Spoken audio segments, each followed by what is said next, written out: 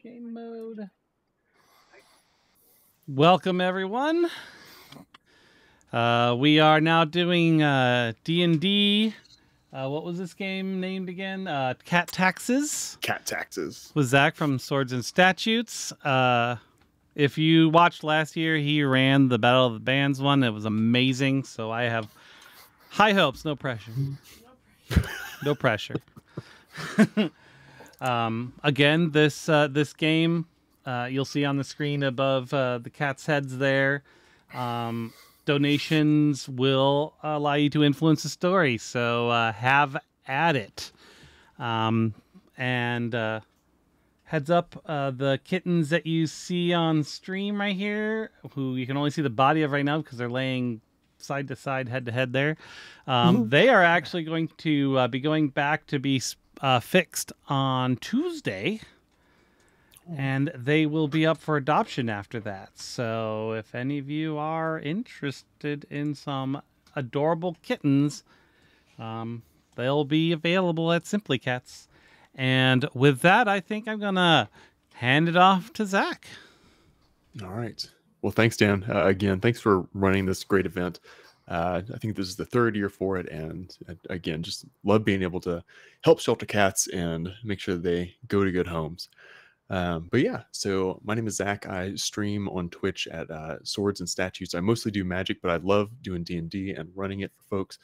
In my day job, I'm an attorney, and I love working with the rules in work, but outside of work, it's fun to just kind of try to break the rules. So that's what we're going to try to do today. And yeah, the sort of, before we jump in, just a brief sort of overview. Our band of adventurers that have been running a grift on diamonds. They've sort of cornered the market in some ways. They found a great new supply of diamonds in their local town, and seems like some folks may have found out about that, or wanting to kind of get in on that action. But before we go a bit further, let's meet our cryptic cats. Ari, you want to start?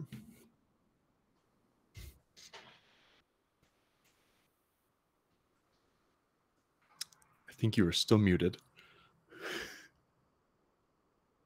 My fault if you guys can't read lips. If I don't have lips. Okay. I'm Ari. Wait, are we introducing ourselves for real or who we are? Or Who just you are and who your character is. Okay. I'm Ari. I'm one of the co-founders of the Meowrathon, and thank you all for all your donated time and everything. You guys are fantastic. I'm going to be playing a cleric, Echo Oddsong. We're all tabaxi, right? So I'm a tabaxi. And I'm very fastidious with my clothes, I'm bright white, and then I wear very nice clothes, the best finery I can find, and I'm grooming myself like brushes and oils and stuff. I don't like lick my leg in the middle of our meetings. But yeah. I'm very I like spending money that I don't have. Nice. Thomas, what about you? Yeah, sure. My name's Thomas Carter. I'm really happy to be here and hopefully raise some money for those kitties that need all the help.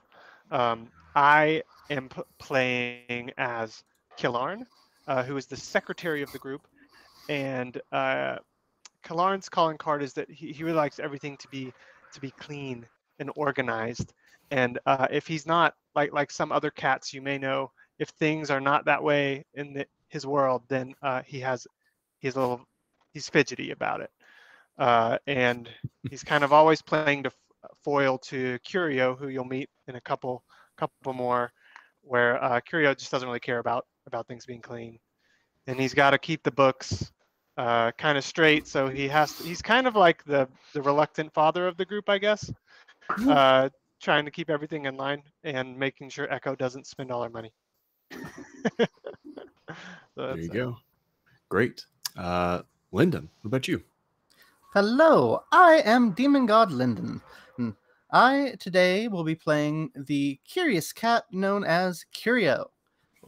Curio is a longtime friend of Echo, who, whenever they were young, used to protect Curio from the bullies because Curio has one eye and three tails because of some magic that happened to be used while his mother was still pregnant. And growing up, he was raised by his uncle to become a bit of a rogue, but not the usual backstabbing rogue, more of an investigator. So he is the investigator of the group, investigating their potential investments. He is quite the not slob per se, but messy cat. He'll knock something over and won't pick it up. He'll make mess of papers and throw them all around when he's looking for something, and it just drives our friend Kills to insanity. But he means well. He doesn't mean to be a pain in the side. He just happens to be so. There we go. Curio just has ADHD. I feel for that. Yes, I gave him some of my characteristics from the real world. There you go. Also, he likes to wear feminine clothes, usually, somewhat influenced by Echo. There we go. Usually some very nice ones. Nice. And last but not least, Dane, what about you? Hello, I'm Dane. I go by D and Dane on the internet. I stream over on Twitch at D and Dane. It's spelled kind of funny. It looks like Diane, but it's not. Little joke there. But I am playing KF today. He's a bard. He's probably the newest comer to the group. He attempted to swindle his fellow party members before meeting them, and they took pity on him and adopted him. Sort of a Russian blue coloring, so a blue-gray, and one very yellow eye, one sort of golden eye as a distinguishing trait. All right. Well, great. Well, again, that's our wonderful group that we're going to be running with today. Before we get going, one last thing. As I think Ari and Dan both mentioned, we are raising money for these wonderful cats, and you can influence the game by making a donation. I think we have those listed above our cat cam here. So just to run through these, for a $1 donation, you can re-roll any roll. That is any roll. That's a roll that I make, a roll that any other player makes. So there you go. For $2, you can increase or decrease a player's roll by 1d6. So I'll roll the 1d6 and we'll see what happens there.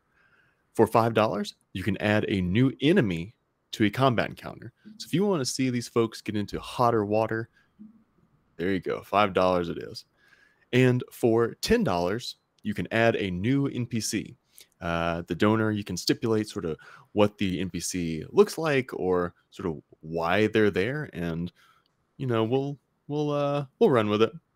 So without further ado, then we set our scene in the town of Fallcrest, which is a well-to-do town, which has a very well-established merchants guild. They control all of the trade in and about the town. They sort of watch over like hawks how much money is being earned by certain industries, and pay particular attention to the mining imports and exports. They are ever watchful of the resources and are keen to see if a new supply comes into the city. The supply of diamonds had been mostly cornered by a few merchants. However, in recent months, a new, cheaper supply had been flooding the market, done by none other than our cryptic cats.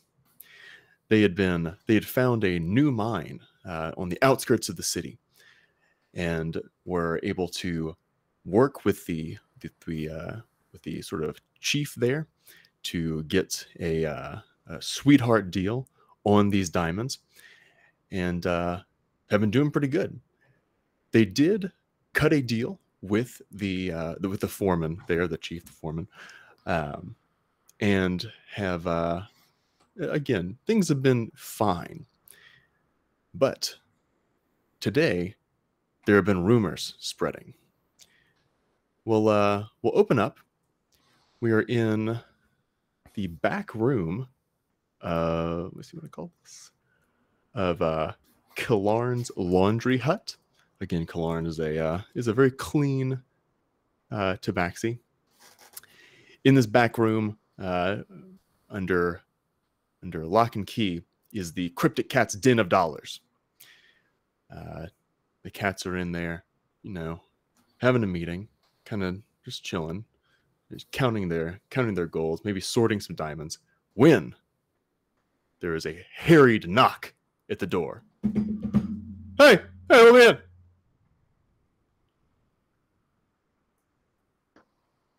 May I ask who's knocking? Oh, it's Jeremy. Gosh, I'm here. I got news. Do we know Jeremy? Yes, you would. Kalarn, he's someone who's working in the hut. He's been around. Okay, gotcha.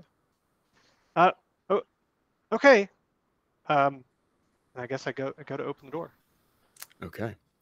Yeah, you open the door, and just to sort of set the scene a bit more, the room that you're in is it's a fairly small room. Think like Tony Soprano's back rooms. There is at least one or two windows facing out, and the door faces into the laundry hut.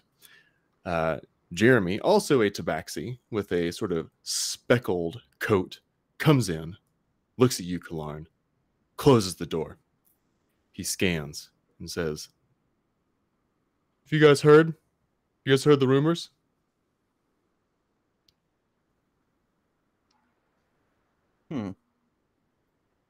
I've heard many rumors. Which ones in specific?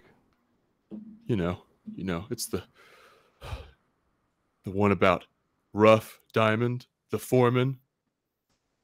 The Rough Diamond? Yeah, the Rough Diamond. I hadn't heard that. Do tell. Well, I heard Rough Diamond wanted a bigger cut. A bigger cut? Yeah, a bigger cut. I know since I've been working here at the laundry hut that you guys got something going on here, but he wants a bigger cut. So Rough Diamond wants a bigger cut. Yeah. And how did you hear about this, Jeremy? Standing around the hut, I'm doing someone's britches, and I hear people come in, and I heard someone say, "That Rough Diamond, he's using his mine to get these people more diamonds." Do you believe everybody whose britches you clean around here? Because there's a lot of stories that go around.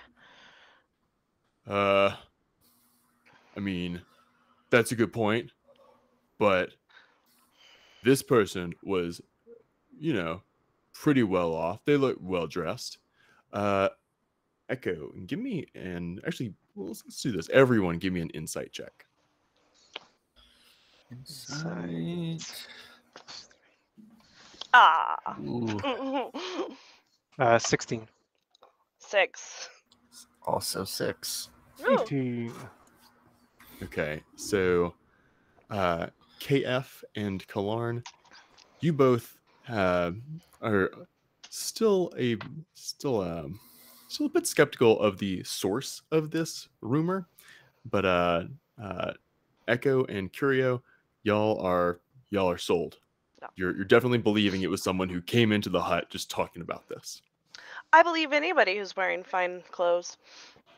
What were the breeches made out of? Were they embroidered? Huh. Yeah. They were super embroidered. They had gold leaf on them? Well, I do hope you steamed them rather than putting them in the machine, Oh yeah. right? Well, I mean, that's the way it happens here, Kalar. I'm following your orders. Good. Just me. I just had to make What sure. do you think I am, Jeremy the joke? Never, Jeremy. I'm just not sure why the foreman didn't talk to us directly. Well, I mean, maybe you need to go talk to him. I mean, he's out there foremanning most every day. So it's him and 3 others then.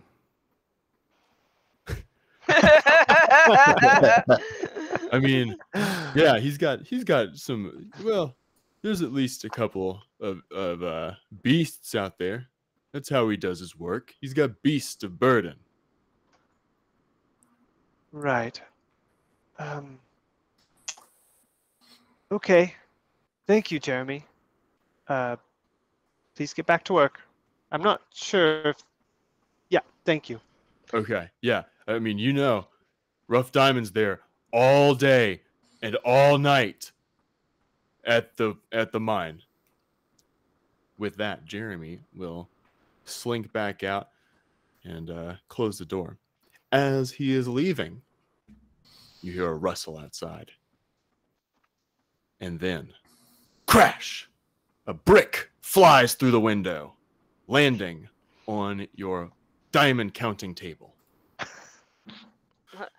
Echo's fur stands up.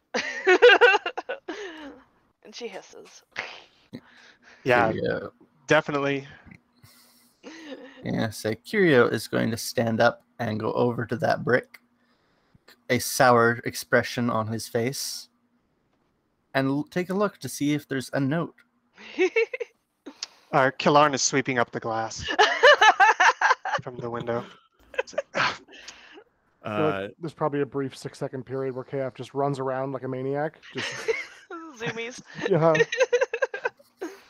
So in all this chaos, Curio, taking the initiative, investigating as they are wont to do, does find a note on the brick, attached with suspiciously with a hairball. Ooh. You see a note that says, "Heard Ruff wants to take you out. Meet in the Litter Alley at midnight. Signed, your furry friend in the diamond business." Yeah, Curio's going to read that out. Want his expression even more sour. And he's going to say, well, this sounds like a potential business proposition. Echo takes the note from Curio and kind of like looks at it. And she's like, furry friend in diamonds. All right, which one of you threw this? I was right next to you, so I don't think it was me. I don't even acknowledge that. That's probably for the best. Yeah. Do we know who presumably who this is? So, or is that like a familiar, your furry friend? Is that Do somebody we who recognize talk about? that handwriting? Yeah. so what are y'all's passive perceptions? 18. Probably crap. Oh, 18. 16. 13. Okay, yeah. Wow, 18 passive perception. Nice. I got a feat for that, so. Yep. And I think we both have the same feat. Yeah. Yeah. Then Killarn and Curio, you both sort of something rings a bell. You like that name in this handwriting. It smacks of another diamond magnate here in the town, Jared. Okay. Jared, of course. Oh, he went to Jared. You went to Jared? During this time, you guys see like as if there's an invisible hand in the air, which there is, Yeah.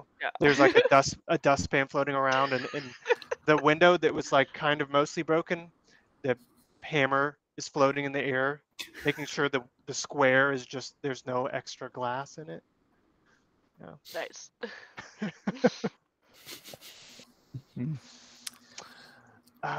Well, Litter Alley, I really tried to avoid the place. Well, it's What do you- not necessarily the most reputable place, but I've been there a time or two. Everyone's talking about this rough guy. I don't remember hearing about him. Go ahead.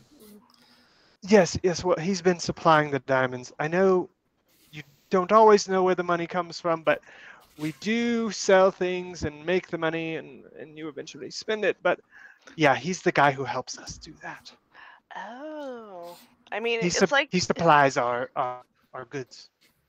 oh, That we then sell to Jared. No, Jared. Jared is the competitor, I assume. Jared is a competitor. Oh. Right. We should No, not go to no. Jared then. No, we've been undercutting Jared for some time now. Yes. Oh. So, should we go to the alley, or should we go to see the foreman? I know I hired Jeremy. He's been here a while, but I'm not sure if he's not the brightest bulb in the basket, as it were. And I don't know. What do you guys think? He seems very nice. I've always been confused. Do we tip him? Is that how this? Is that expected? I just feel really bad because he leaves, and then I've got money in my hands, and I'm just not sure if I'm supposed to like give it to him as he leaves, or later, or not. I think he's hourly. I've never had an employee before. I brand pay new him to a me. good, a living wage. But if you feel called that he is doing such good work, I inspect all his work, and it is good. Okay. You're welcome to pick him, tip him a silver or two, if you're generous. Sure. Also, it helps keeps his mouth shut.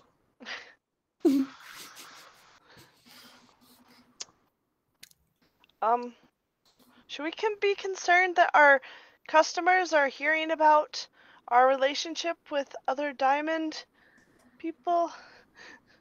That seems like something we should keep on the DL more often. Especially talking about it out in the open with breaches involved. Breaches.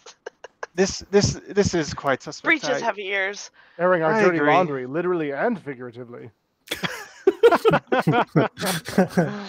So our choice is to go to a dirty alley or a dirty mine. I don't like either of those choices. We could just go shopping. I, for one, don't think shopping's a good idea right now, but later, yes. I think that it might be good to go to the alley first.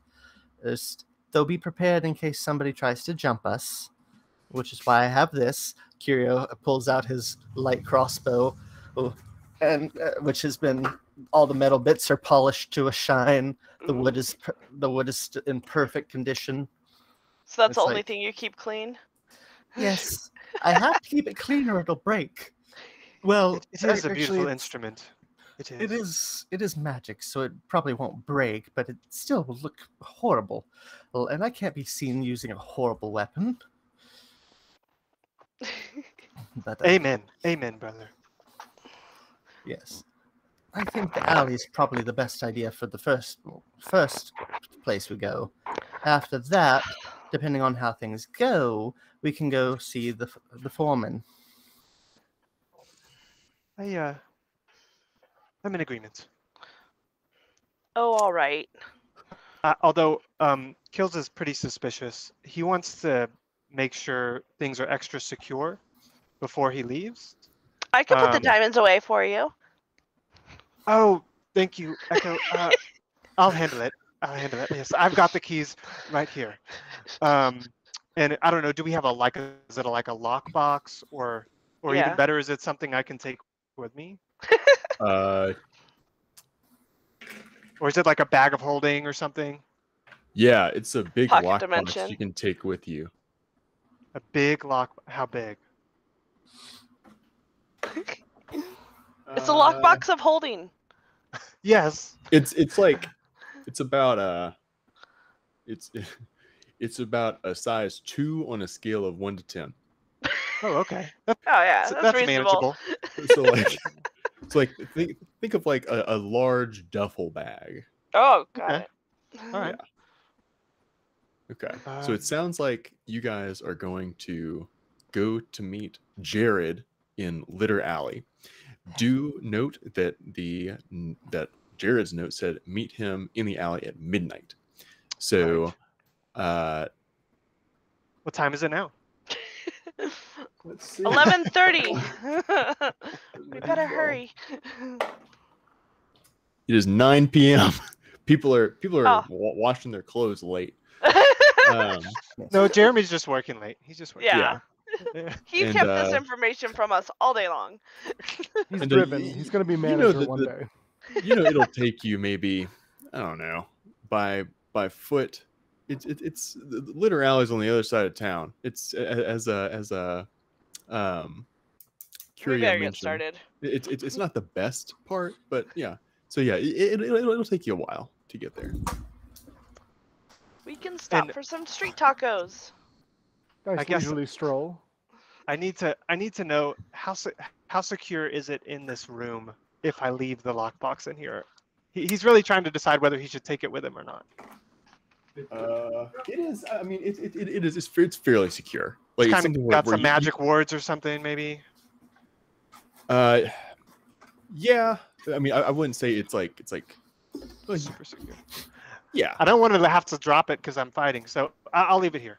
Yeah, it's something where you could definitely leave it there because I mean Okay. that has been your hideout. It's been safe enough so far. Okay. Cool. Okay. All right. So you guys leave Kalarn's laundry hut and begin to make your way through Fall Crested Night. As you make your way, sort of going through the different districts of town, you notice that there are again people coming through the alleys, cavorting, enjoying their night sandwiches, and just sort of having a good time. You see members of different guilds sort of closing their shops for the night because guilds stay open late. And on your way to Litter Alley, you're very close. You're getting extremely close. You are stopped by a member of the Merchants Guild. He comes out of the shadows and says, We have a "Hey, oh yeah, I'm hitting that one. Yeah, Okay. to say, hey, you guys are dealing in diamonds, huh? Because I've got 13 reasons why you should keep doing that." That's- Does he have a bunch of extra fingers? What is he talking about? So again, this man, it is a man. It's a human man. He's balding. He has black hair, sort of deep, piercing brown eyes. He looks at you and says, "He's a very serious man. He's very, very serious, and is saying, yes, I've been haunted by all of the potential changes here in the diamond market. And again, 13 reasons why you should stay in the market." Is this about to get really dark?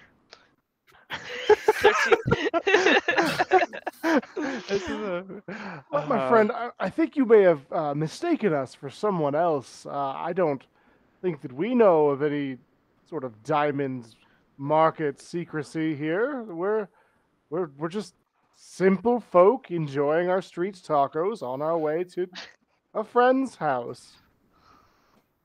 Oh, really? Yes, of course. But none of you are monks. Are ya? Thought that only the monks dealt in diamonds. Oh, Well, we don't deal in diamonds, so no, we're not monks, nor do we deal in diamonds. exactly. If we were monks, maybe that would be a different case. But unfortunately, that's no monks. Any monks here? It Monks? really just does not fit my lifestyle. Well. You know, like I said, I got 13 haunting reasons. And he's gonna pull out 13 gold and say, hey, I need you to take these. I need you to stay doing whatever you're doing. There's been some stuff going on. I may not know what you're doing, but you need to keep doing what you're doing. Kills, does this person want us to continue to do what we're doing or to stop what we're doing? I'm getting both vibes from them. So Go Kills ahead. has his rape. Oh, sorry. Go ahead. KF, go ahead and roll an insight check there. So while he's doing that, I'll animate this. Kills has his rapier on his, and it's a rapier of warning, and so he tries to see if he can get any beads. Like, is this dangerous from his weapon? You can tell that this character is not dangerous to you, but more so dangerous to themselves. Okay. All right. Got a Great. solid 8 for the insight. Okay. So KF, you can tell that he is not really sure what he is trying to do. He's truly just haunted by something that you're not really sure what's really bothering him. Maybe it's something where he's been sort of obsessing over things for too long. Perhaps even having compulsions. What's his physical appearance? Is he clean? Yes, he's extremely clean. Oh, that's great. Yeah, clean to So- the point of like his bald head is shining. His Kills puts a hand on his shoulder. So I had to make sure that Kills was comfortable doing that. And he says, "Listen, did you just graduate high school?" Me, I've been out of high school for years. My daughter, she was in high school, but then I'm haunted by what's happened to her too. Ghosts of the past. This is what the Merchants Guild does to you. Right. The merchants, they're very, they can just be vindictive. And I'm sorry for whatever loss that you've I did experienced. suffer loss 13 times. Jeez. Well, why are you trying to give us this gold? Because I need you to keep doing what you're doing. You gotta stay strong, where I can't. Very well. I mean, we take donations. So Yeah, for the cats, it's for the cats. that's right. You're cats. I'm not a cat, but that's okay. Here, take my gold and go off into the night. Be safe, and please, just don't get haunted by the things. I take the gold. You can't catch them. What? So I take the gold. I give I divvy it up equally, and I give Echo the extra one. I say, Yay. Don't spend it all in one place, okay? Yeah.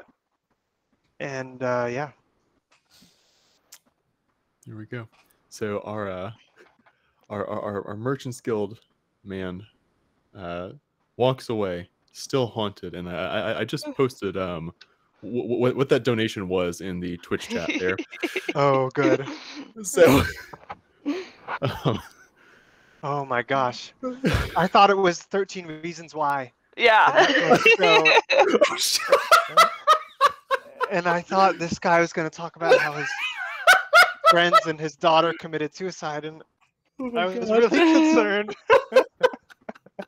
Okay. Whew. Oh wow. That's much Well, more comedic, the Tony Shalhoub. oh, wow. Wow. Well, again, thank you to the underscore ida for that donation, and I think we just got another $20 donation, so thank you there. Anyway, so after Tony Shalhoub passes you by, and you've taken his 13 gold, you have now, the time has elapsed, and you have arrived at the Litter Alley. As the name suggests, it is not the most reputable place. It is there are some dens of iniquity. There are some it is a very dusty kind of rubble-filled alley. Heck, you may even see some folks using it as a litter box, but we'll try to avoid those folks. Yes. But standing under a sort of lamp, the shadow being cast on them, you see another tabaxi wearing quite fine clothes and standing with a cane. The pants have gold leaf on them. Yes, they do. Oh. And Nice. Killarn and Curio, you will be able to tell just by the cane and their general demeanor that this is Jared. Jared. I would like to say good evening, but honestly, it's getting a little late. I say now, it is a bit late. But I see you took me up on my offer. Well, sure if we've agreed, right? KF? Well, we just need to talk terms, need to make sure everyone's on the same playing field, that we all understand kind of where each others are coming from. We came from a very strange man, so we just want to make sure that everything is on the level. Oh, did before you we, see that agree. man too? Yes. I saw him. Thin hair, Yeah, haunted. very haunted. I don't know what he was haunted by, asking me to stick things in jars. Mm. None of that. Did you notice he touched everything 3 times as he passed? Very strange. I did. He tried to give me 13 things, but I did not want it. Did not want it. Also, Well, Jared, now- as you well know, if you needed to speak with us, you didn't need to. Well, not saying that you did, but someone didn't need to throw things through things to get our attention. We would have been happy to have come down here and met with you. I mean, who doesn't know the great Jared? Well, that was what I was trying to say to my associate, Shane Cat. I was trying to not have anyone do any violence before we met up. But, again, I'm your furry friend of the diamond business. And I just wanted to say that I heard that Rough Diamond is the one who has been supplying diamonds into the market. I'm amazed by this. A simple foreman of a mining corporation. Now, Would what be do a you know shock. about him? It would be a shock. I mean, how is he even outsourcing the diamonds? Is really what I would like to know. Is there who knows what his delivery methods might look like? I mean, it's anyone's guess, I think, right, y'all? Yes. There's a lot of logistical. He's got to smuggle them out from underneath his company. I don't think a foreman really has those skills, so I'm not sure where you're getting your intel. Well, I heard it on good authority from individuals within the Merchants Guild. Not that man who just passed by, not him. Other members of the Merchants Guild, that Rough Diamond has been the one. He's been the one. Perhaps only him, perhaps with a few conspirators, that he has been working to undercut my business. Now, what might you four know about this? Well, I think it would be a bold move to do it in the same city underneath your auspicious gaze. How Oh, kind. we're so busy with the laundry, with our laundry. I mean, your pants are looking mighty beautiful. Was that our work too? I do believe it was, but Oh. how now can you say that you are all working at that laundry when this three-tailed hooligan is walking around with dust everywhere? I try to steer clear of anybody who's got the dust around them. So I'm not sure. We don't really know much at all. Curio is going to look up from having he was looking down after he heard dust everywhere, as like he lifts one arm, shakes it, looks at the other arm, looks at his legs, and like, am I really that dirty? It's never bothered me for what it's worth. Well, now, you know, I am trying to get to the bottom of this rough diamond situation. So, you know, if I could get your help to, you know, investigate that, and he'll sort of look at Curio again. That would be quite helpful. I actually, and he'll pull out from his sash a large briefcase type thing, a bag, a duffel bag kind of thing. Again, very fine item. So if you might be able to bring this to old Ruffy Dies, that would be quite wonderful. I have it's something to entice him to come work with old Jared. I step forward and take the bag and look in it. It is locked. Okay, it's locked. Do you have the key for this? Why? Yes, I do. And he pulls it out of his beard and gives it to you. I keep it there safely. Yes.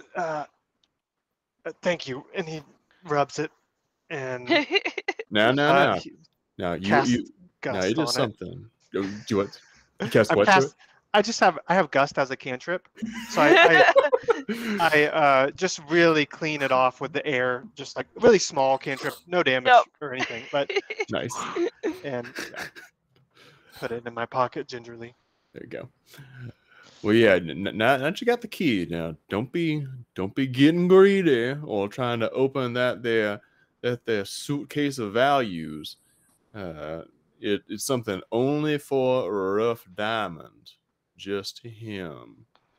Well, I mean, we're always willing to do you a favor, Jared, but we're not really in the business of, delivering parcels. Is there some enticement that you can offer? I mean, we aren't, even if we were helping Rough Diamond, what is in it for us if we connect the two of you? That's a very good question. Let me tell you this. I'll give you, and he'll look at you, Kalan. I'll give you 16 weeks of free rent at your hut because I also happen to own the land that you sit on. 16 weeks. Is rent expensive in this universe? Yes.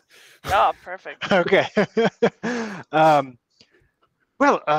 Something to worth to consider. It would balance the books very nicely. Yeah, 16 weeks of rent for one parcel delivery. I turn to the group and I say, I'm inclined to take him up on his offer, but of course, this is a democracy. I whisper to Curio, I can finally turn in some of my receipts. Curio gives her a look that says, "Really?" Just that surprised look that it's hard to do with one eye. Yep.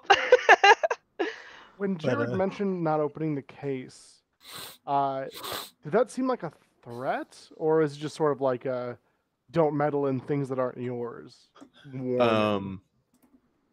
Roll me insight. Okay. Can we all do an insight on that? Yes, yeah, if you wish. I got 6 again. I got a 7.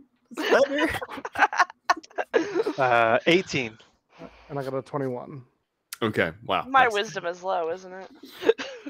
My wisdom So- is a 0. No, I have a high wisdom. Got that natural All right, 18. Let's let's do it. go. There you go. So Killarn and KF, y'all can tell that he does not want that case to be opened near him. Oh. Oh. Say. Give us just one moment to confer amongst ourselves. We want to make sure we reach consensus and like step away, like kind of motion to his compatriots. This Yep. something we wish to be in the business of doing? I have no qualms. We're just facilitating the. I'm a little worried there might be something dangerous about that bag. Yes, the bag. We should treat it with caution. Yeah. But this is an excellent chance to play our two enemies against each other. Potential enemies, anyway. Mm. We do need to see what the foreman has to say, although I'm inclined not to let him open the box, if that's what you mean.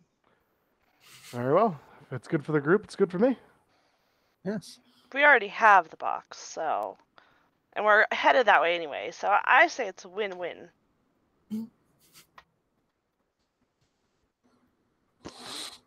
Cool.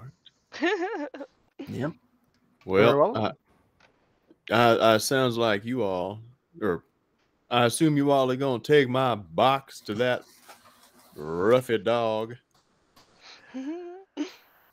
Yes, we will. Thank you. And I will need that 16 months of rent in writing before we leave. Okay. They'll Mhm. pull out a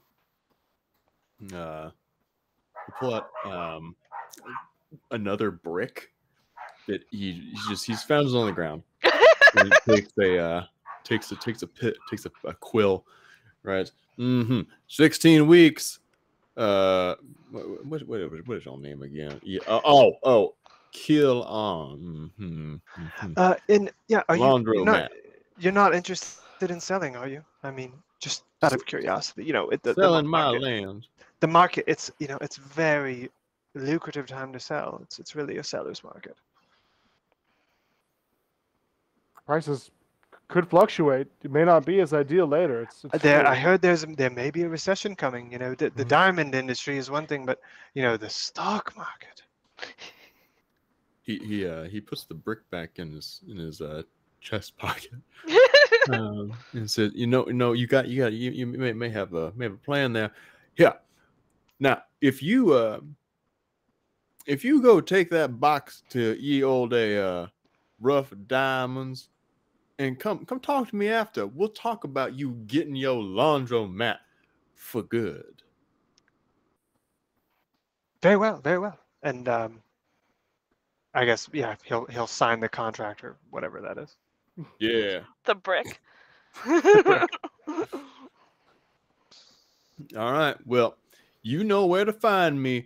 Right around here on the Little Alley. I got my dogs in the back, all ready to see you next time. Come around. You hear yipping and barking. Right. Well, thanks. We'll be in touch. All right. Now get. We get. Yeah. You shoot I thi- cats. You tell That's dogs to true. get. I think as we're walking away, KF is probably remarking on, do you think he keeps all of his receipts and contracts on bricks? What must his filing system look like? Is it just a room full of bricks? I'm not gonna try to imagine it. It's giving me a little bit of a headache. Something tells me that it's not all bricks. It's probably some bricks, some paper, some wood planks. Maybe Tiles. some slate. Some slate Yes. rather. Ooh, yeah, I mean, yes. bricks are bulky, you know. Like, Nice piece of granite, maybe. yeah. Yes. Oh, and I have no doubt that he has some mahogany and ivory in that too. For No the doubt. big deals, right? Yes, the biggest of the deals he's made. Only the finest for them. There you go. All right, so it's about 1 a.m. As Jeremy told you, Rough Diamond is at the mine all hours. So Right. it is your choice if you want to either go directly to the mine or you now have a contact at the Merchants Guild. So you could go there potentially, or you could walk around the city until morning. Um. How far out is Yeah. the mine? The mine, it is on the outskirts of town. But Yeah, it'll take us a while. yeah, it's something where if you started like walking now, you could get there by morning. But again, might be Goragi. I would be inclined to do that. Is there any like country? Are we out in the country or anything? Are we like really alone while we're walking there? Yes, you will be. Okay, so I want to give everybody else a chance to say what they want to do though before I do what I want to do. I'm fine to walk now if that's what we wish, but I had a 3 o'clock runaround that I had scheduled, but I can always push that back. I slept in a sunspot all day, so I'm good to go. Yes. Say, I haven't got my climbing in for the day, but I think that can be pushed back too. We might see some rocks or tree. Cool. So as we're walking, I find where I look back and make sure there's nobody there. I guess. Do you want me to do a perception check on that, Sure. or just a? Oh yeah, baby. Perception. It's down somewhere else. Oh, 22. So yeah, I'm just looking around to make sure we're alone. And if there was a loud noise, nobody could hear it. No, yeah, it's something where you're out there. As you're walking, it is again, it's early morning. You hear the sounds of beasts and whatnot, sort of in the forest, but you don't see anyone in particular. Okay, cool. So mage hand, 30 feet, and so I'm an arcane trickster, so my mage hand is like extra in the world, even though it's invisible, so I can use my thieves' tools, and of course I assume that means I can use the key he gave me with my mage hand. So I'm gonna go off the road 30 feet and put the chest down and walk back over and just tell everybody just stand back for a second and have my mage go ahead. Oh, just quickly before you do whatever it is you're going to do, you'll slap him on the, or maybe not slap, touch him on the shoulder, and go ahead and spend a point of bardic inspiration. Oh, there you go. Okay, cool. It doesn't hurt to be too careful. I'm so glad we're gonna break the rules. I was hoping you would open it. Just as a note, because I am a creation bard, you have a mote of potential. Okay. So how does this work? I've never played a bard before. It orbits within 5 feet of you, and you can use it when you do an ability check, an attack roll, or saving throw. Something different happens. So awesome. Ooh. Well, I will have my mage hand use the key to open the chest. All right. So as the key is inserted, you hear a click, click, and then a loud explosion. The box incinerated, fire shooting through the sky. There was nothing in the box but a bomb. I knew that would happen. I wonder if he'll still want to sell the house to us. I'm not sure. I suppose it just means that if we end up dealing poorly with Rough Diamond, that we may have to just get our hands a little dirtier, I suppose. Except for Echo. Echo's not a part of that. Oh, I do dirty work. I just have to clean myself right after. Oh, sure. So after the bomb has sort of gone off, you do notice that sort of in the direction of Rough Diamond's camp in the mine, you notice that there is a bit of sort of howling and sort of growling, and the ground beneath it sort of rumbles a bit, or rather, the ground under you, excuse me, rumbles. You can tell it's coming from that direction. Was that from the bomb? Did you feel that? Yes, I don't know if that's from the bomb. We should probably go check on Rough Diamond. They might be pulling something. I agree. I think that's a good idea. Shall we? All right. So you guys continue along this sort of country back road. I'm assuming you've left the fire to just Yeah. go. So, Is it is it dry around? Is this like a dry area? Are we in the Wild West or? nah, it's a rich forest, so it does not like catch fire and start a forest fire. You're not disappointing, Smokey. Okay. Bombers, murderers, arsonists. We're just adding a whole bunch to our. Yep. So, yeah, you're able to get to Rough Diamond just as the sun is cresting over the horizon. You see that sort of his compound, it is a very large sort of octagonal area. On the side closest to you, there is a gate, and that leads into a very open area with a couple of rocks that descends into what you can clearly see is this mine. Think of like a strip mine kind of thing, where it's sort of spiraling down. You see that there are a few gates at various points that could be locked to potentially close certain areas of this octagon off, and potentially even block entrance into the mine, so as to make sure people don't fall in. And OSHA, all that.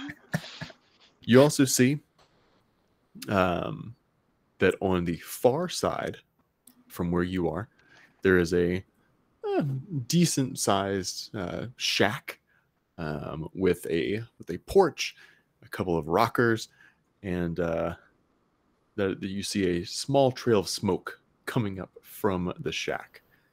You can also see sort of around the area there are a few sort of canids zipping around. They may go one place and then blink to another area. You hear their chirps of joy in the morning dew. Lastly, you also hear a persistent rumbling, very persistent rumbling coming from deeper inside the mine. So again, you guys are standing near a gate which leads into this area. Well, do we check the house first, or do we delve into the mines? Who usually deals with Rough Diamond? Who because obviously we have an agreement with him, right? So, how does this usually go down? Or does he come to us? Yeah, Think like the power dynamic. Is it kind of an equal partnership, or is it? you guys have more power. Okay. He's someone like with y'all's agreement as it has been. He is the supplier. You guys are selling for profit, but you are not giving him any of that profit. You're just selling him straight for the supply. Okay. And KF, you've been dealing with him mostly. And typically when we've dealt, have we dealt from the quarry, since he's there seemingly all hours? Yes, you have been going to him rather than having him come to you. Gotcha. Typically at his shack, but you have had a tour of the mine. Well, let us check the shack first, I think. That's typically where, civilized folk meet. And if we don't need to muss Echo's fur with, diamond mine cast off, better to avoid that, I think. All right. You're So you're able to. So the gate again it's unlocked. You're able to push through, no problem. You can navigate around the mine, no problem. No one's falling in. Curio's sort of able to get through without sort of adding more dust to themselves or enjoying the dirt. K'Larn, you're not. It's something where there is a path to where you're not getting all dirty or anything like that. But as you get closer to the shack, you see the door open, and a large humanoid with a sort of canine face comes out and says, "What are you doing here? It's not that time of the week." Is this Rough Diamond? Yes. Nice. Well, we just figured we'd come pay you a visit. We've missed you after all. Missed me? I have a hard time believing that. Well, your company is always unique and unlike any other that we may find elsewhere. So we just figured we'd pop by for a bit, check on you, see how things are going, and just inquire to make sure that everything is okay, that things are good. I mean, the Bullets are digging fine. They're getting it all out. We're making good progress. My pups are out there zipping around. I got them bringing up. Oh man, they brought up a big score yesterday. But yeah, I mean everything's going all right. I did hear I heard a loud explosion last night, but that's the only thing that's sort of on my radar. An explosion? Can you imagine? Oh, hopefully it was nothing to worry about. I did sort of frustrate the the old land sharks. They started churning down there. Of course. Say, we just out of curiosity, we've heard some strange rumors lately, and we just wanted to stop by to make sure that our deal was, satisfactory to all parties, that people were feeling that they were appreciated, because we do appreciate you, Rough Diamond, and we just wanted to make sure that everything was above board. We've heard some mutterings from some maybe unscrupulous people, but we figured why, chase our own tails about it. We would just come and make sure that this ball of yarn is as tight as ever. Nice. Yes. Oh, I mean, yeah, you guys are paying me what I'm wanting. I mean, you're still selling stuff at market rate, right? Of course. I'm all very fair prices. I mean, you're paying me at market rate too, right? Naturally, well worth every penny. Copper. You're selling me a copper? Well, no, not. It's a It's a turn of phrase. Yes. Oh, okay. I mean, we can sell you a copper if you would like one, but we feel like a shrewd businessman such as yourself.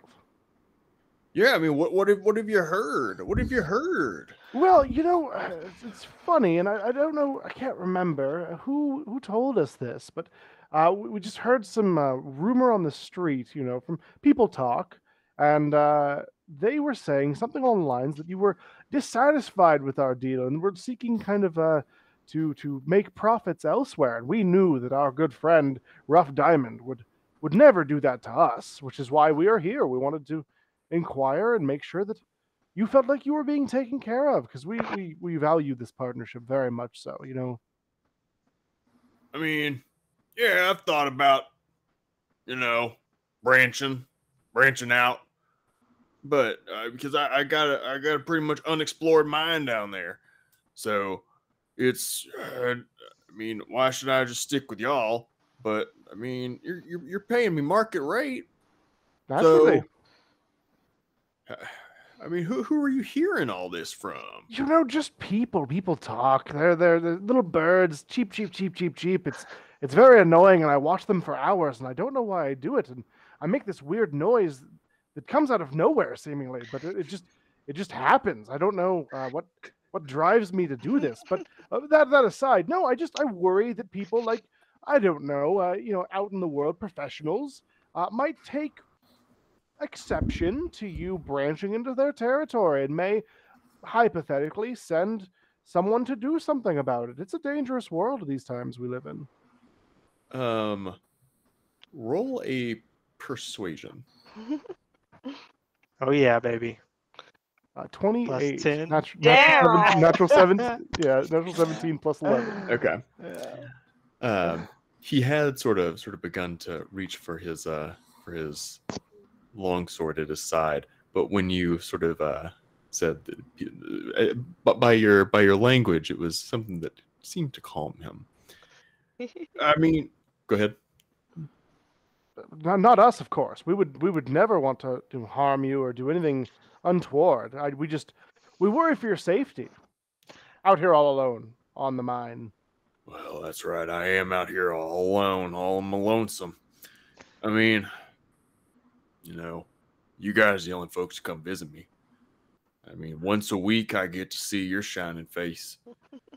I get to see, this tall one with his clean drawers. Just, man, I wish I could have clean drawers. I don't even get to go to that laundromat. Just. Oh, well, we'd be happy to have. I can send Jeremy out here maybe once a week. I mean, why can't I go? Why couldn't you go? I mean, we do have kind of low ceilings, but I mean, nothing's stopping you. I don't think. I noticed the way your grass is cut. Does Jared own this land? Yes, Jared does own this land. Oh, why do you ask? Well, he owns where the laundromat is, and I noticed the way the grass is cut is in this very particular way, and it's the same as ours. So we share a landlord, and so we have that in common as well. Jared, is he that guy who's write things on bricks? That is the one, I believe. Yes. We just saw him tonight, actually.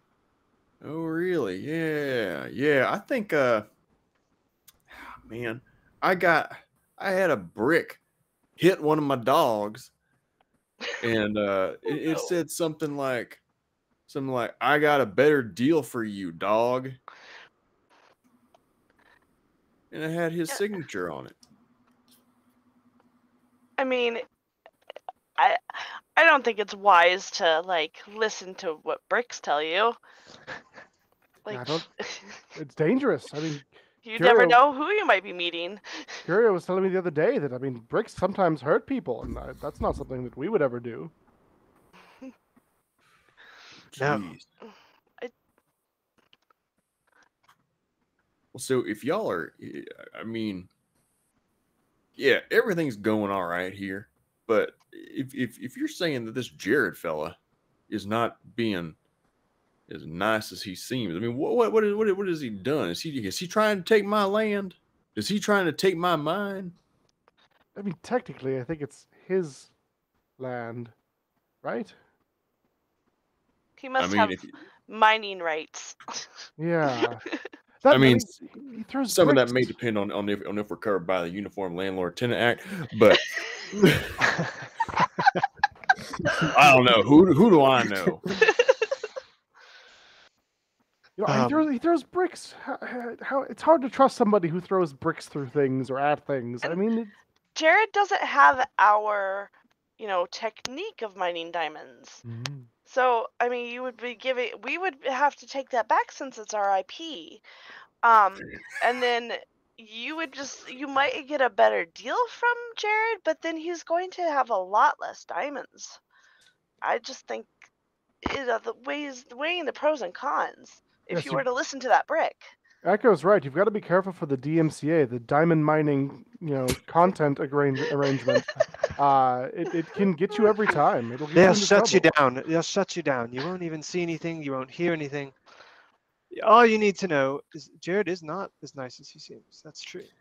So, upon hearing Echo say that the mining technique is y'all's IP, Ruff's sort of canine, sort of growly face, his eyebrows go quite high. He says, "What do you mean? What do you mean it's your technique? Those are my bullets." Well, I think what Echo was saying, not so much that it was ours, meaning us feline folk, but that it was ours, the group. We are entering into this investment together. We are paying you for your expertise and your knowledge and your bullets, of course, and of course we are handling the other side of it. So collectively, it's the royal. I think it is the royal hours. Your royalty is basically what we're saying. And Jared would just patent it as soon as he got the chance, and then you're just not gonna.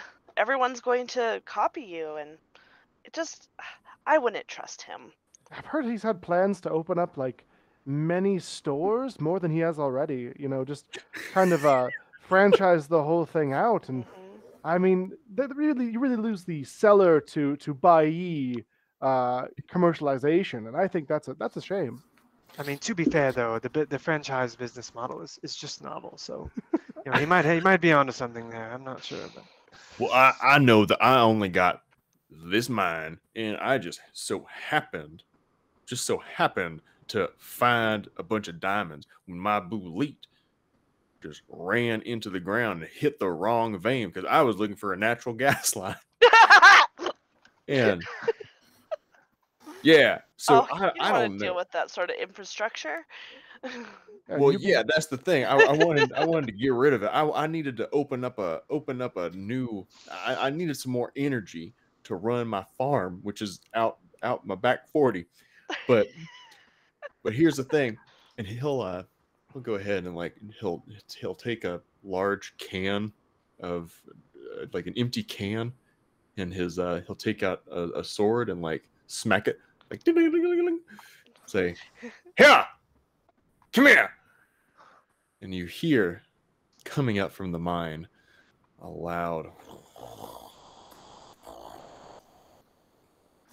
springing up from deep in the mine. You see two bullets, these large beasts, very armor plated animals that have very specialized sort of protrusions and scales on their forelimbs and sort of head to be able to dig through the hardest of rocks. They land behind you.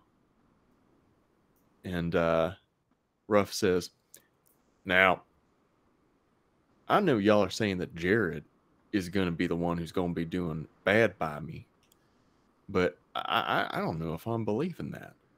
I'm not. You guys are talking all pretty and everything, but I am not sure if I'm really being given the best rate. Because because Jared said on a different brick, this one said, 'Hey, I'll give you 10% more than whatever they're giving you.' So I think I want at least 10% more." Well, I mean, it's certainly a conversation I'm sure we could enter into. Kills, Curio, Echo. I mean, do you think we should come, put all of our cards on the table, or how are we feeling? Now you understand, Ref Diamond. We can't just make this decision one on one. We have to kind of consider the good of the group, right? So, And- could you just give us a moment? You think that Jared talks pretty? You should, or we talk pretty. You should hear Jared speak. Yes, he's very highfalutin, I believe is the Yes. term. Why is he throwing bricks then? No one knows these things. They're plentiful. I personally think he just has an obsession with solid objects instead of paper, instead of parchment. He just likes solid, heavy objects. I think he uses ivory and ebony for his big deals. Curio really wants to be on the big, the marble contract. But yes, if you could just give us a little bit of time to talk to our group. Yeah. Y'all can go. Y'all can go talk over there. I'm gonna be over here. Oil and Bessie and Bert. Oil. That's his names for them. Yes. They're so cute, by the way. Absolutely adore them. The Curio is like 3 feet tall, and the bullets are probably bigger than him. Yeah. And he's just like, yes, I love these things. They want to nuzzle them. Yes. Well, the first thing I bring up when we get together, I said, 10% is going to hit us pretty hard, you guys. Not sure. I mean, wouldn't want to be in bad with Jared, and don't like the look of his teeth or his saliva for that matter. But I mean, we could swing it, but I'm not going to be able to pay Jeremy what we usually pay him. I don't. Okay, I know I'm not the brightest, but what was Jared's end game after blowing up Ruff? Because I just don't know if he would be giving him 10% after Ruff got blown up. Am I right? Oh, I don't think he was going to tell Ruff that he was going to blow him up, and likely he was going to like swoop in and take the rights afterwards, and put someone else in place to run the mine. I would imagine. I was kind of curious if maybe we ought to tell Ruff about the bomb. Yes, I'm not sure. Wait, what do you think? Who was the face? Dane, are you the face? Because you're the Yes. guard? Okay, got it. Can't you tell? I wonder if we need to change our tact of how we speak to him, and maybe go talk to him mano y mano, which isn't that hand to hand, and maybe speak to him a little more on his level. Well, Like Dane, smaller words. I'll leave it to you. Maybe you could use some more simple words, but we could swing 10% if we had to, and do with that what you will. How many diamonds are we sitting on at the moment? Have we sold all of ours? I'm just wondering if he did go to Jared. Could we? What is it called when you just push a bunch of diamonds out into the market so that they lose value? Yeah, we're manipulating the supply. What have we got? You're sitting on 310 diamonds. Sounds like a sizable amount of diamonds, compared relative to the market, right? That's like a big market share. So, Right. Well, we're in a pretty good position right now, which is why I'm trying to buy the land that the laundromat is on. Well, I think we're in a good position, but 10% to keep the grift going, in the long term, it'll be good for us, and we'll need to find a way to deal with Jared, of course. But Yes. I unfortunately don't think things are going to go well with Jared after that open thing. What? all we if- did was say we didn't say we'd be there or we'd force him to open it, and we don't have We to- didn't say we wouldn't open it. He just told us not to. We gave him the box. He wandered a few miles away from his home, and He opened it but didn't explode. That seems plausible to me. Well, if we told Ruff about Jared's plan, he would be quite angry, I believe, and show us his teeth again. Mm. But what if we could get Ruff on our side, and we could take out the competition? Mm. Uh, uh, that's a great idea, Echo. That is just a fantastic idea. I'm so proud of you. It seems like we've got kind of two choices, or maybe three, if on the outside. Probably four, but possibly five. At least Well, six. let's keep it simple. Let's keep it Echo simple. picks up a brick and starts taking notes. So the first thing I think we can get Rough Diamond on our side, and I don't want to say betray, but let's squeeze the competition. Wink, wink, nudge, nudge.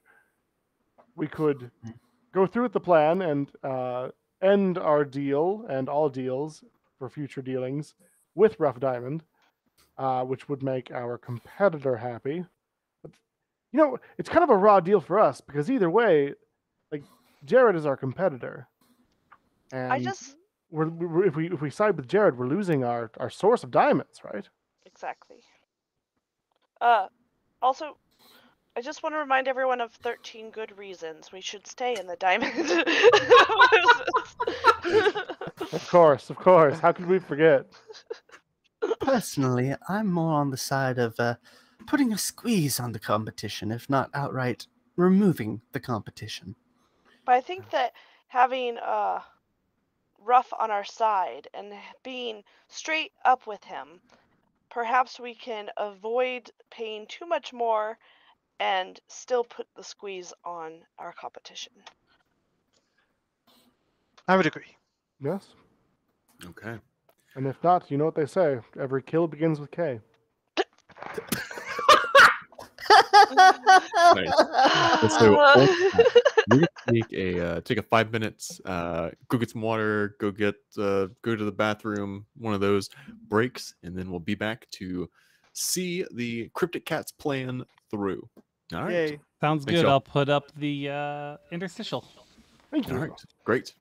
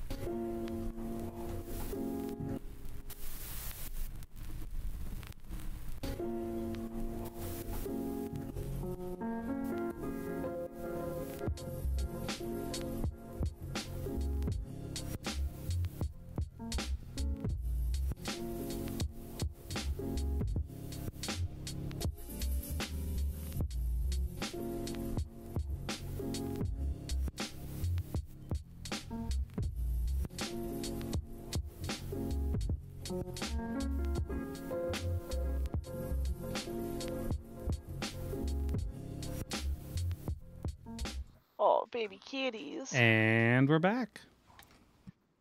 They're so sleepy. Awesome. I have a question though. Yeah. Can Rough Diamond be played by David Harbour? And it is a deal breaker if he's not. Yeah, definitely. can. Fantastic. Okay, one more question, and I can take a note. I was like, I need that. I need a brick. It's so heavy. You have an actual brick? Yeah.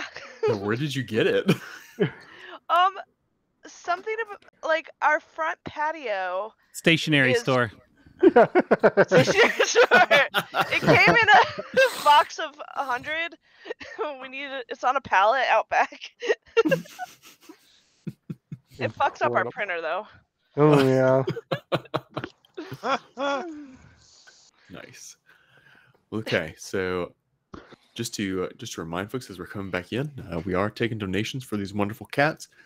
Again, it is $1 to reroll any roll, $2 for an increase or decrease of a player's roll by 1d6, $5 to add a new enemy to a combat encounter. And actually, we had one of those added, so watch out for that.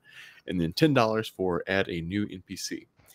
All right. And so the totality of what you donate goes towards giving you entries into a raffle for a bunch of cool stuff you can see on Meowrathon.com, including a So tea cool. table from Zach's wife's store. Yeah. Tea towel. Tea towel. Sorry. I was like, a tea table? No one told me about that. Man. Yeah. What's the donation cap for the tea table? Well, cool. So, the plan. It sounded like you guys were going to go and talk to Rough Diamond and see how that went. But the goal was to tell him about what Jared had done with the box. Is that correct?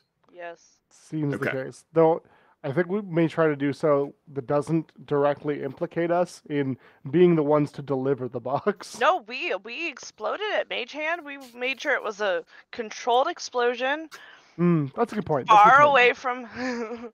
Yeah. That's how we know that Jared's not on the up and up. So we wanted to make sure that it did not make it, but we wanted it out of Logan's hand Jared's hands. All right.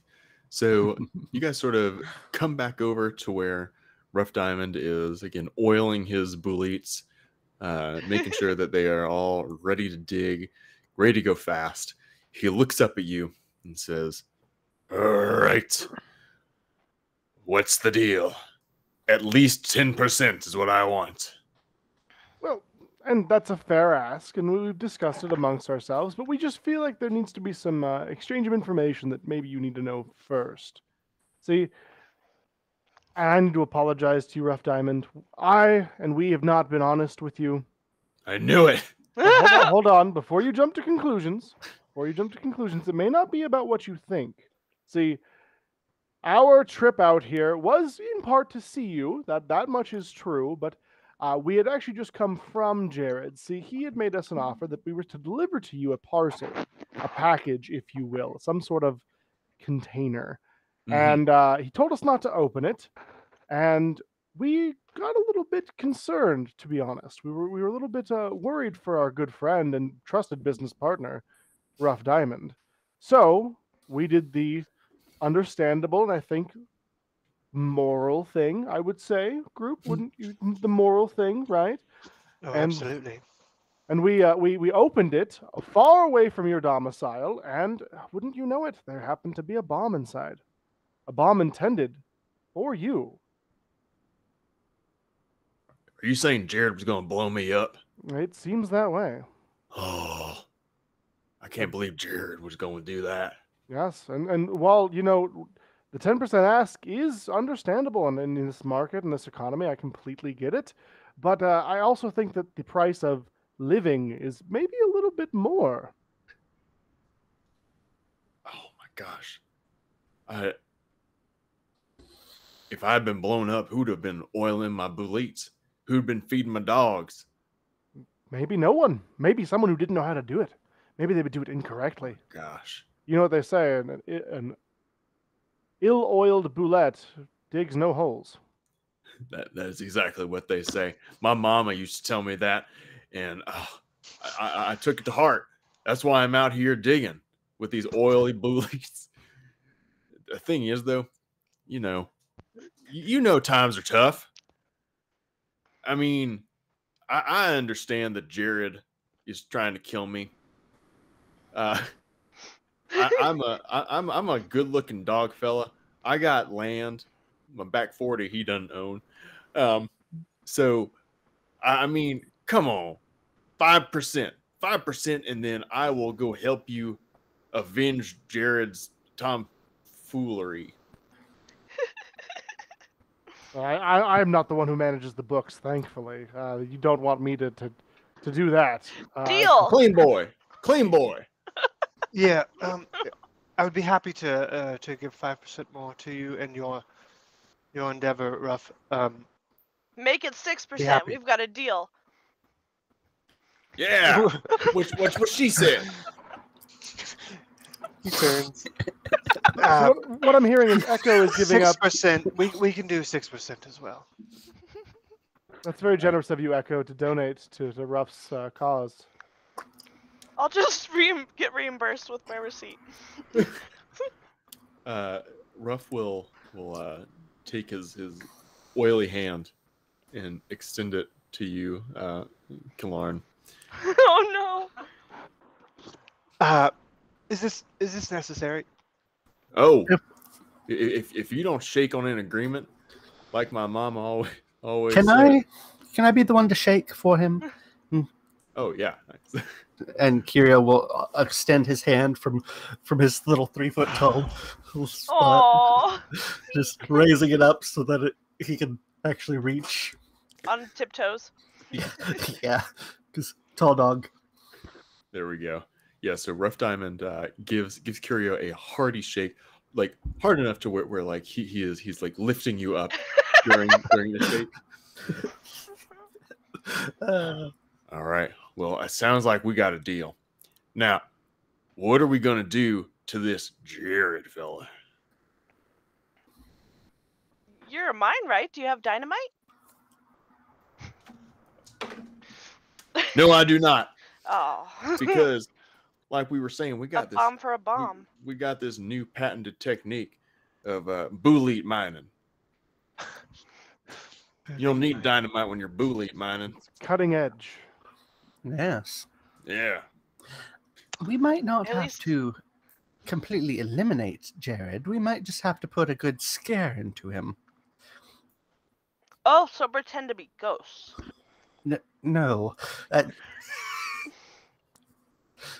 That's a good idea, but Oh, not I what have I was a thinking. person we could talk to. Where will we find 9 other people, though? We need 13, right? You beat me to it. Well, Ruff here, he could be a good 2 ghosts probably. And the Boolites. Ooh, Yeah. Oh, I put little sheets over them. Yeah, I've got plenty of sheets back at the laundromat. So. Yeah. I'm not sure. What are we gonna do about him? Well, I mean, an eye for an eye is what I would say. eye What for an if eye.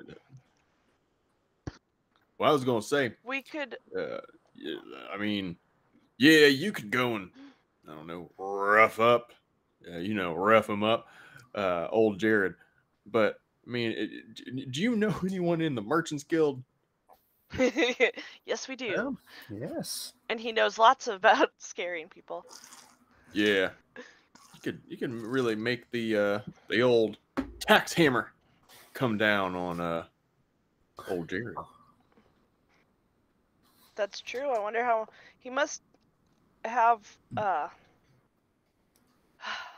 He must be being audited constantly because of all his wealth and land wealth and.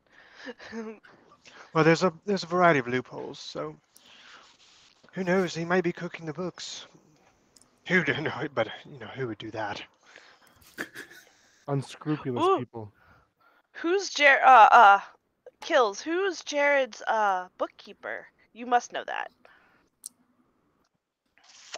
Do I know that? Yeah, you know that. Heck yeah. Yes, it's Tig. I think Tig. The cat's name is Tig. I know him. He's a bit of a loud fellow. Tig Zales. There you go. Yeah. Is he related to the wizard Zales? No, I think he married in from the Stouts. He was a Stout, and his marriage name. They took the ale name, and Oh, why wouldn't they he? always thought it was better. I've always preferred ales anyway.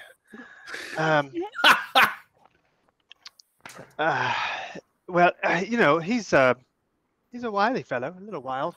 Wouldn't put it past him from cooking the books a little bit. Throw a brick through his window.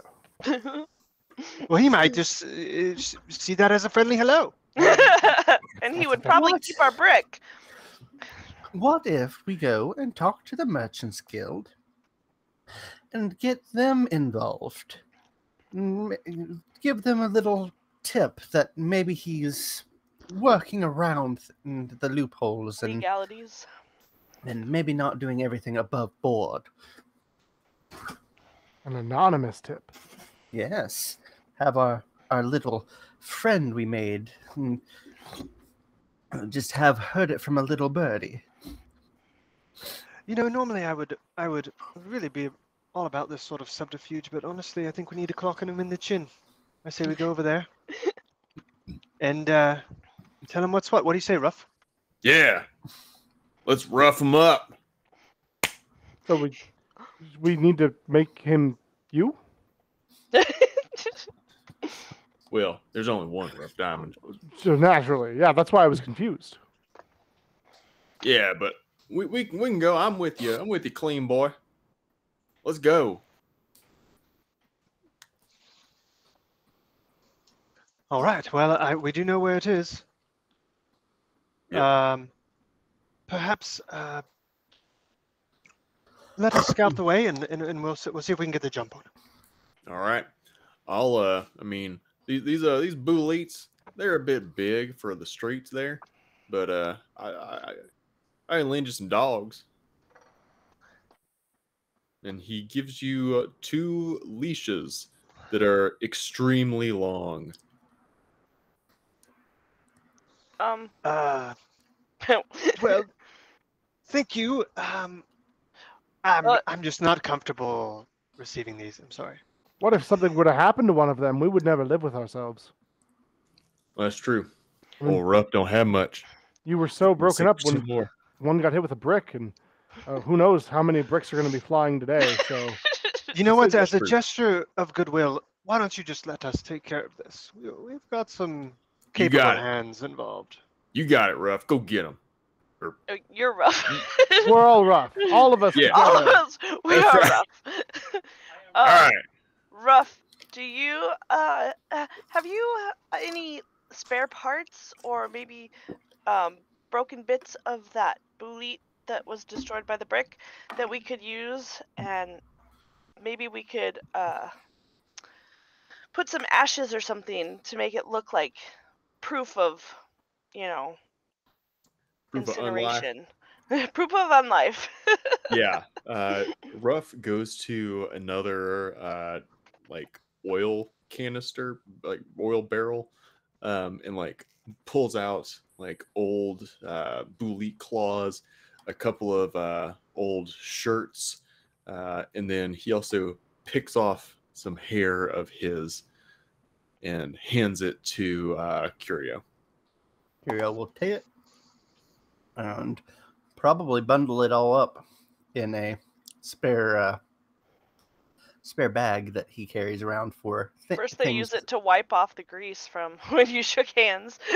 Yeah, no, Curio has a bag that he puts evidence in when needed.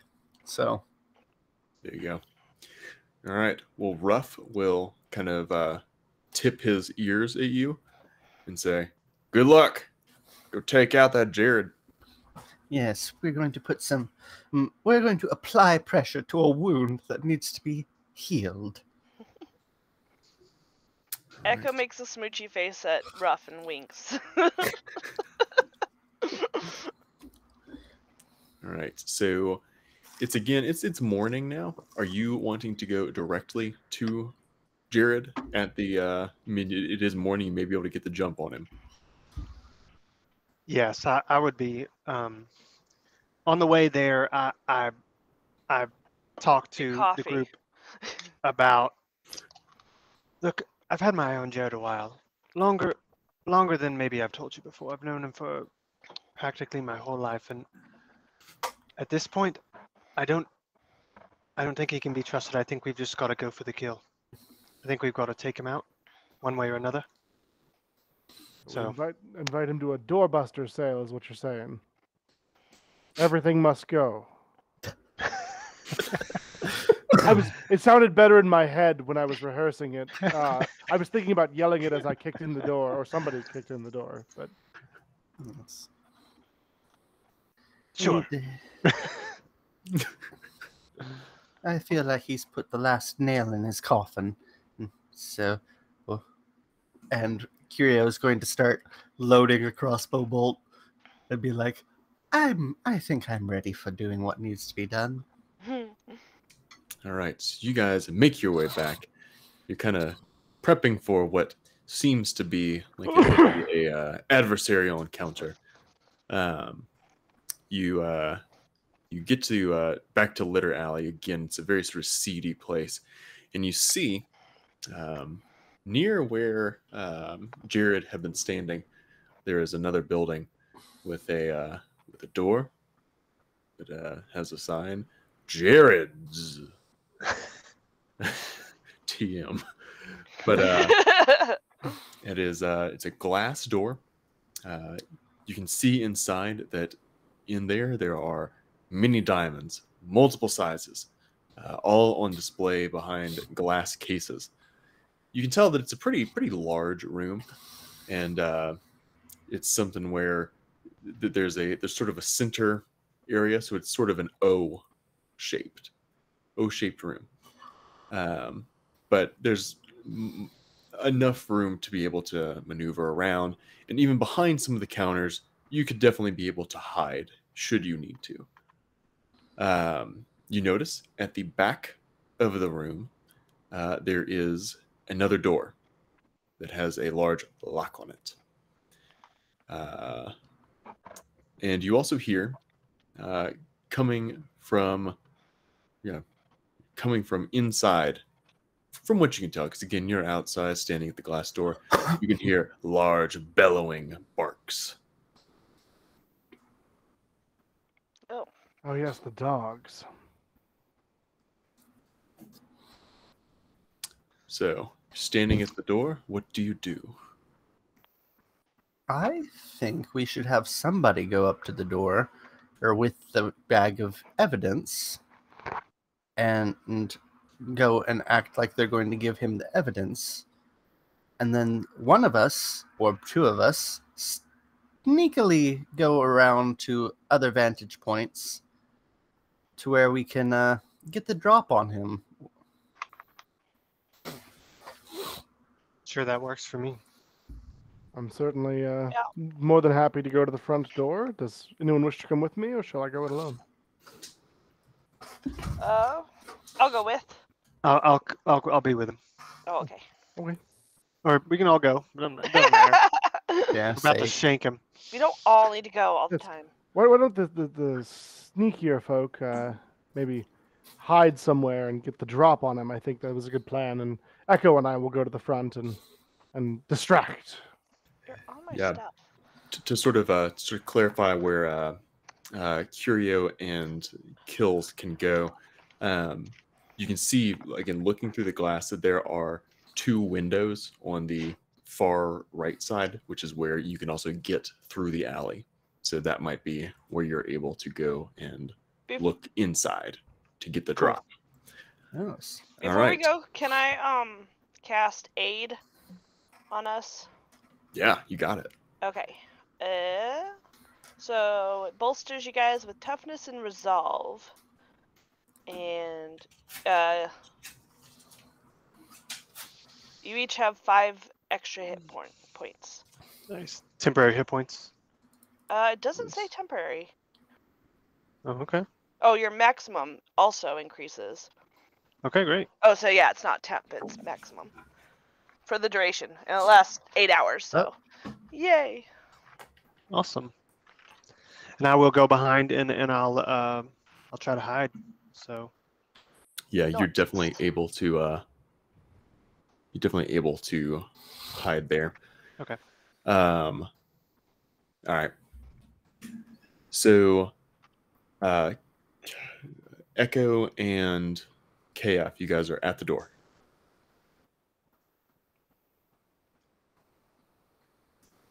Try knocking on it. You see the back door, or the sort of interior door that you could see through the glass pane open up, and a sort of harried looking what can best be described as a rat folk Oh. slink out. They've got a very sort of beady eyes sort of coming to you. They're kind of bleary. They're like, oh gosh. They get to the door, they unlock it, pull it back. What do you want? Yes, my good rat folk. We are here to see the boss. We've completed some work and have some evidence to show for it. You talking about Jared? That's the one, my good rat folk. That's the one. Okay, well, use come on in. My name's Two Shoes.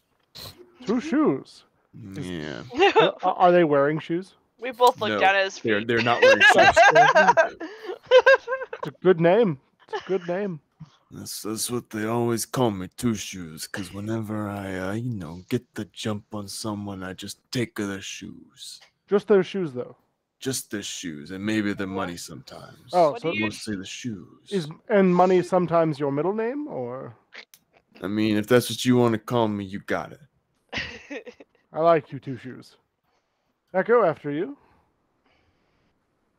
Alright. I Echo- go follow the 2 shoes.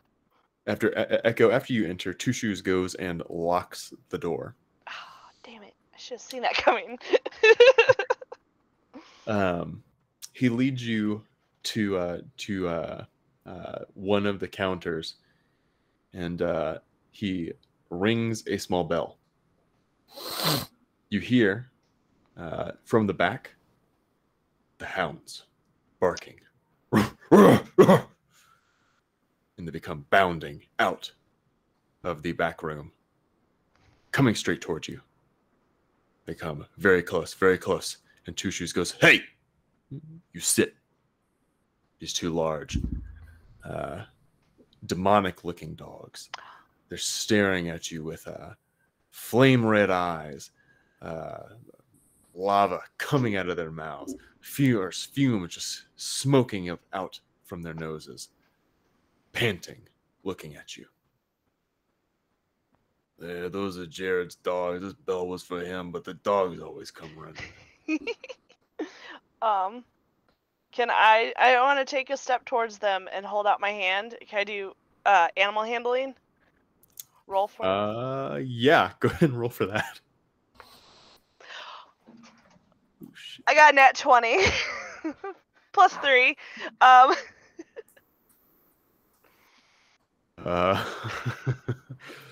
What was the spell name? It was just animal handling? Yeah, just Yeah, a, it's just a skill check.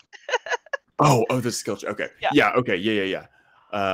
The dog, or the sort of demonic looking dog, sniffs your hand, gives it a good and sort of nuzzles it Oh. and extends its tongue to lick you. But you notice that the tongue is a whip of fire coming out.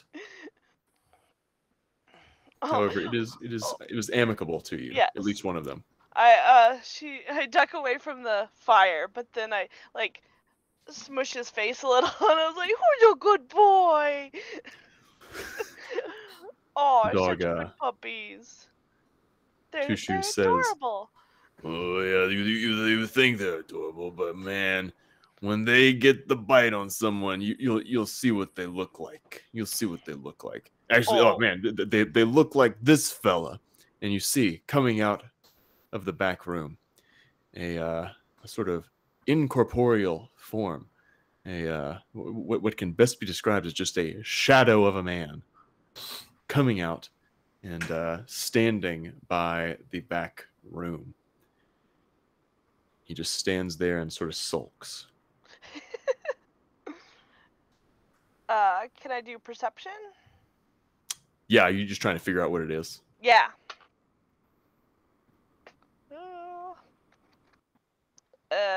Brain. 14. Yeah, you can tell that this is literally a sort of living shadow. It is an undead that is was assumedly a victim of these dogs, according to Two Shoes. But it is definitely a more hostile presence. Two Shoes, well, go ahead. Oh, that makes sense. Dogs know. They know when someone's not got a good energy. Well, I don't got good energy, but these dogs, man, Mitzi and Mutzi, they're good pups. Two Shoes will then ring the bell again and say, "Hey, Jared, you got people here. They got something to show you." And from the back room, you hear some clatter. And then the large tabaxi comes waddling out with his cane. He is a bit disheveled. He has more of a dressing, like a dressing gown on, sort of a like robe. Say now, boys, what are you doing here now? We've come to deliver the good news, I suppose. That is what I like to hear. I'm going to jump back to Curio and Killarn. You guys have seen all of this activity. You may have not been able to hear it all, but you have now seen Jared come out. You saw the shadow come through. The dogs are out. Are y'all doing anything? So, what are the possible entrances to the store? Are there any besides the front door? There are two windows on the side, and then if you choose to go around the back, there is likely a door back there, but you don't know if it's locked or not. Right. And so those windows are like are they in full view of the people at the desk? Could we sneak in those windows, I guess is what I'm asking. You could not sneak in quietly. You would have to like break them. Break the windows. Okay, then yeah, I run around to the back to see if there's any way to get in that way. Okay. Curio, what are you doing? Curio is going to wait for signs of hostility at one of the windows, and then if the moment that things seem to be going south, he's going to break that window and shoot Jared. Okay. Awesome. Great. Good to know. We'll put a pin in that. Killarn, you go around the back and you find a door, but it does not have a lock. You can kind of give it a jiggle, and it is unlocked. Yeah, so I go in and try and position myself advantageously to be as violent as possible in as short amount of time as I can. There you go. So yeah, you're able to enter into this back room, the same one that, Jared and the dogs came through. It is, however, a disgusting area. You can tell that the hellhounds have just been back there, using it to sleep, using it for their restroom activities. Diamonds are strewn everywhere. You see that even Jared, although he puts off an air of elegance, lives in absolute squalor. Oh dear. And you can also see you can see through to the main room. Okay. I I'm gonna roll to see how he reacts. Okay. Actually, do this. Roll a stealth check. Let's do that. Okay, I'll do that. Okay. For stealth. It's actually, I have +10, but it's only a 12. And my last roll was a 19, but that was a different roll. So he was a 12? Yeah, I rolled a 12 for stealth. Okay, Jared does not notice you. Okay, cool. So you see Killarn shudder, and he is holding his breath, and he's got his nose like this, and baby. he's only got one eye open as he traverses the extremely messy room to stealthily position himself. He's not happy, but he did manage to force himself through. All right, so you're now in the main room, sort of. I'm guessing behind one of the counters. Yeah. Mm-hmm. Okay. And I have a question. Yeah. I might not need to do it. I don't remember how sneak attack works with this subclass, but I know that I can use a bonus action to insight someone against their deception check, and I will get I will get sneak attack even if I don't have advantage against them for a full minute. Oh wow! So I would like to, if possible, when it seems like people are about to start attacking, I would like to roll that insight check. Okay. Yeah, we can do that. Remind me when things. Yeah, when someone brings out a weapon, remind me and roll that. Okie dokie. That'll work? Yep. Okay. So, with things as they are, Jared will begin sort of walking closer to you, KF, and say, "Well, now, see, sounds like you got my things for me. Just show me this proof that you say you so have." Harvested fresh today. Kind of unload the shirts and boulette claws and fur. I see. Yeah, I guess I will not have to worry about that old rough diamond anymore, will I? It was quite a momentous occasion, you could say. Oh, that's right. Now I'm very pleased that I could have your assistance in this endeavor. But you know, I don't know if we need to let this get out from amongst friends. Of course. And he'll then look at his dogs and say, "Bitsy boopsy, nah." And the dogs will immediately look toward KF and begin to lunge.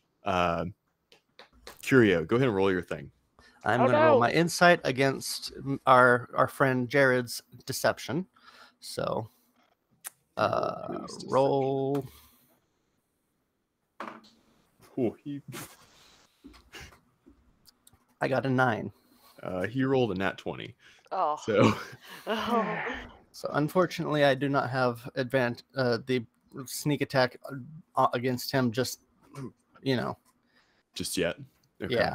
Does anyone want to donate to help with that? That's true. That's right. Yeah. Thank you, Dan. Good call. Somebody donate. So here, we are in combat, but like I mentioned on our thing, we're not doing initiative. It's just going to flow. So, KF, you have a very large dog coming at you. They will, one of them, the one that was not kind to Echo, is going to make a bite attack. Does a 22 hit? Yeah. Oh, yeah. Okay. Take 7 damage plus. Actually, take 7 piercing damage and 7 fire damage. 14 total. At that point, we'll see. I guess it would make sense for you, KF, to be able to respond there. Echo, you are on deck. Oh, I also had had been preparing to. That's attack. right. Yes. So And is any of our allies within 5 feet of Jared? KF would be. Then I will have sneak attack on it. I believe I am rereading my sneak attack thing, the base description. Yeah, that'll do for sure. Yep. So as long as an ally is within 5 feet of him, so I'm going to roll my crossbow. There you go. Does a 20 hit? A 20 does hit. Okay, I'm going to roll damage.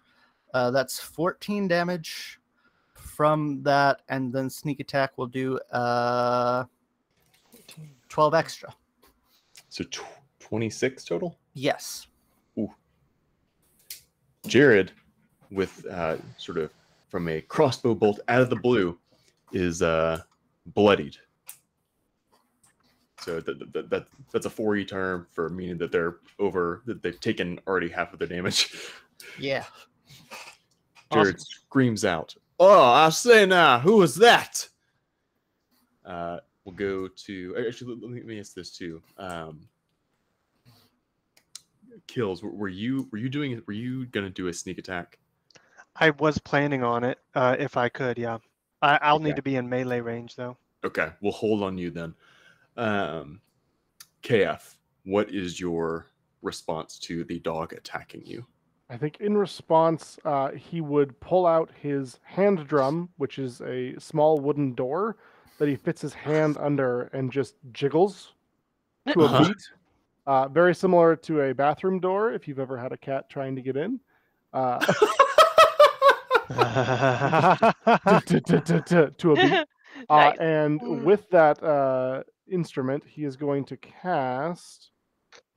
For my own, color spray is a 15-foot cone originating from me, and I'm not sure if I can get Mr. Jared and the dog in it, or if I risk hurting Kills, who I know is in the room as well. You would risk hurting. Well, let me say this: you're not going to hit Kills. However, if you aim it to hit both of the dogs, you will risk hitting Echo. Okay. Can I get one dog and Jared? Yes. Okay. We'll go ahead and do that then. Good old color spray. Let me see what I need to do for that. 60-10. The total is how many hit points of creatures the spell can affect. A 15-foot cone are affected in ascending order of their current hit points. Okay. So that's 60... 10, I said? Yep. Mm-hmm.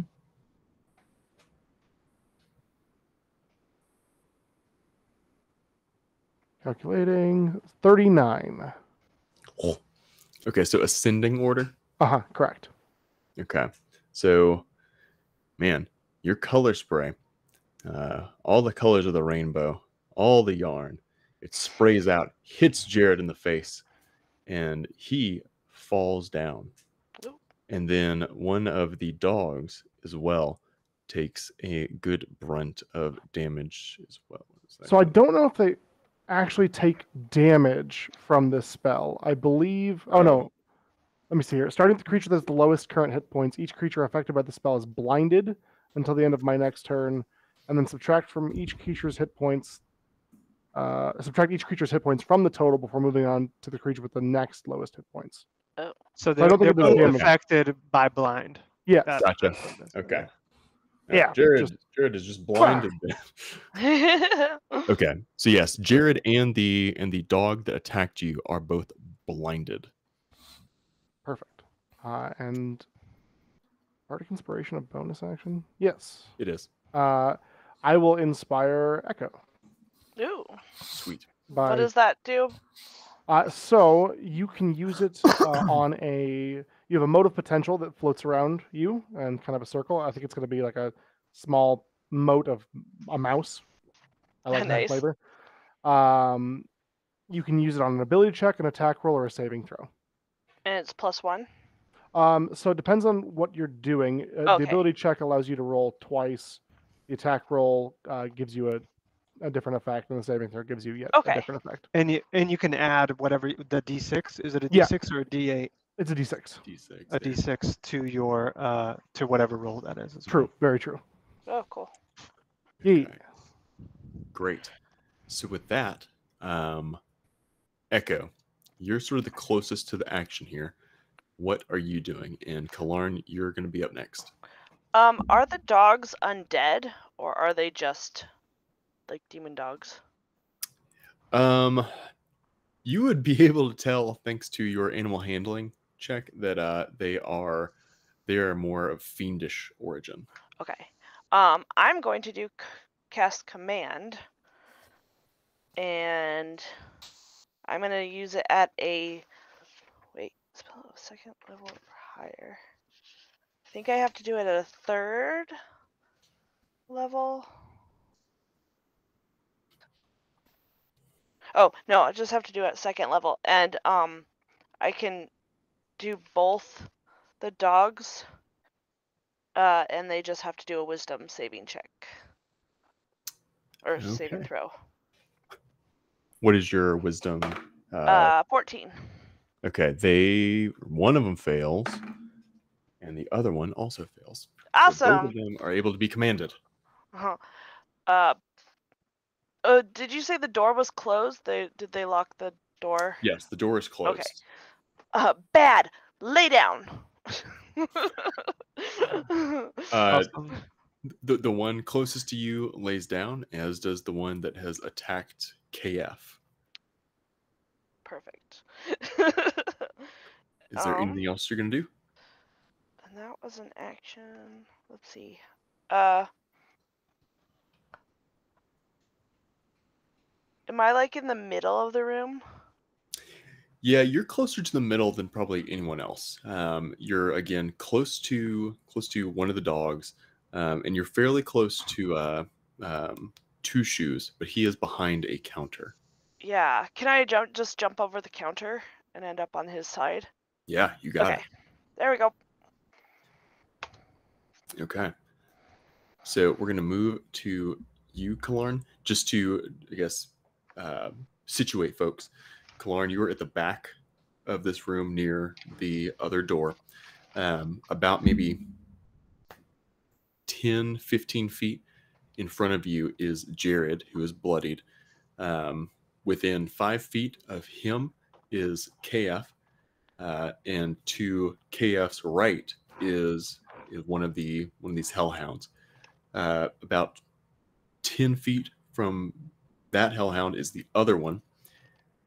And on the other side of the counter, which is directly next to them, is Echo. And then nearer to KF is Two Shoes. And Curio is still outside of the room with crossbow pointed in. Okay. I will definitely approach. I'll approach. What's his name? Jared, of course. And I will be casting Booming Blade. Okay. What does Booming Blade do? So Booming Blade will, if I get a melee attack and it does the melee attack, so I can do sneak attack with it. And then it adds a d8. And then if they move away from me, they take 2d8 damage. Wow. Nice. I believe since he's blinded, you have advantage against. I have advantage Yep. for sure. So I get to roll 2 of these guys. Yeah. 18. Does a 25 hit? Yes, a 25 hits. Okay, cool. So that's 1d8 plus 4. I'm not used to picking up these things. Okay.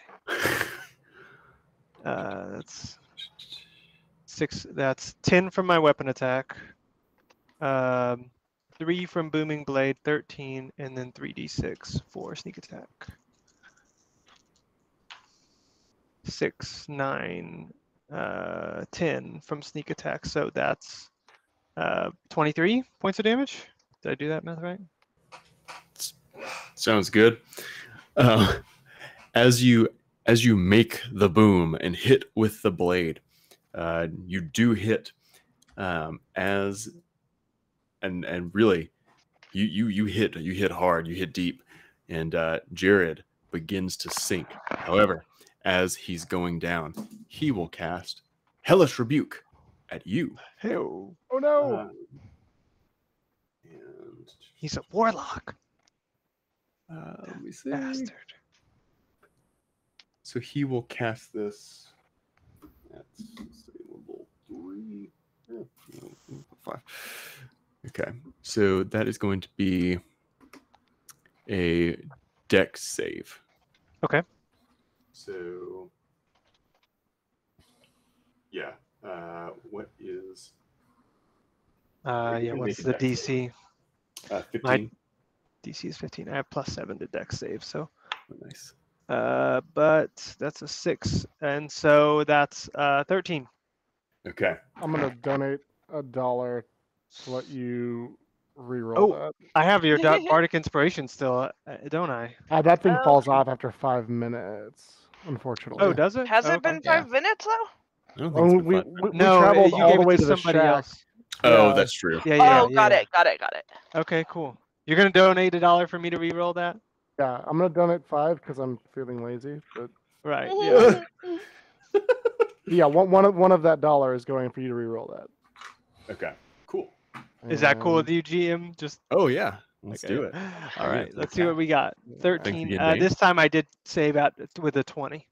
Okay. Yeah. He again shouts out, "Not now, boy!" However, on Hellish Rebuke, on a good save, you do take half damage. Yeah. So he is not rolling all that good though. He rolled it at 3. So you take about 10 damage. 10 damage. Okay, thanks. All right. And with that though, Jared falls to the ground, bleeding out. His cane dropped. Two Shoes looks at you and says, "Boss!" Killorn, are you doing anything else? It's like your time has come. You've not done right. You shouldn't have tried to hurt Ruff. This is what you get when you mess with the cryptic cats. So, All right. Okay.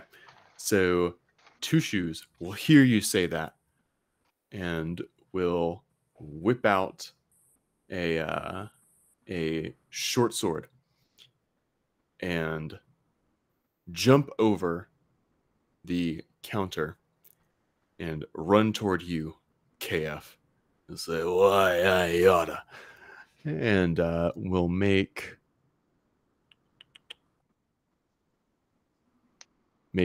2 attacks to you. So does a 24 hit? oh yeah, Okay. Let's so that will be 8 damage. 8 damage. All right. And then on the second attack, does a 17 hit. It sure does. All right. So 6 damage there. He'll again hold up his sword and say, "Well, I'm gonna get the rest of you. I'm gonna avenge the Jareds." Last but not least in this round, the shadow that entered at the behest of Two Shoes will slink up behind you, Killarn, and voicelessly, quietly attempt to make a melee attack on you. Does a 16 hit? does a 16? 16 is my armor class exactly. Okay, so that will hit. Oof. So you take 9 damage, 9 necrotic damage. Okay.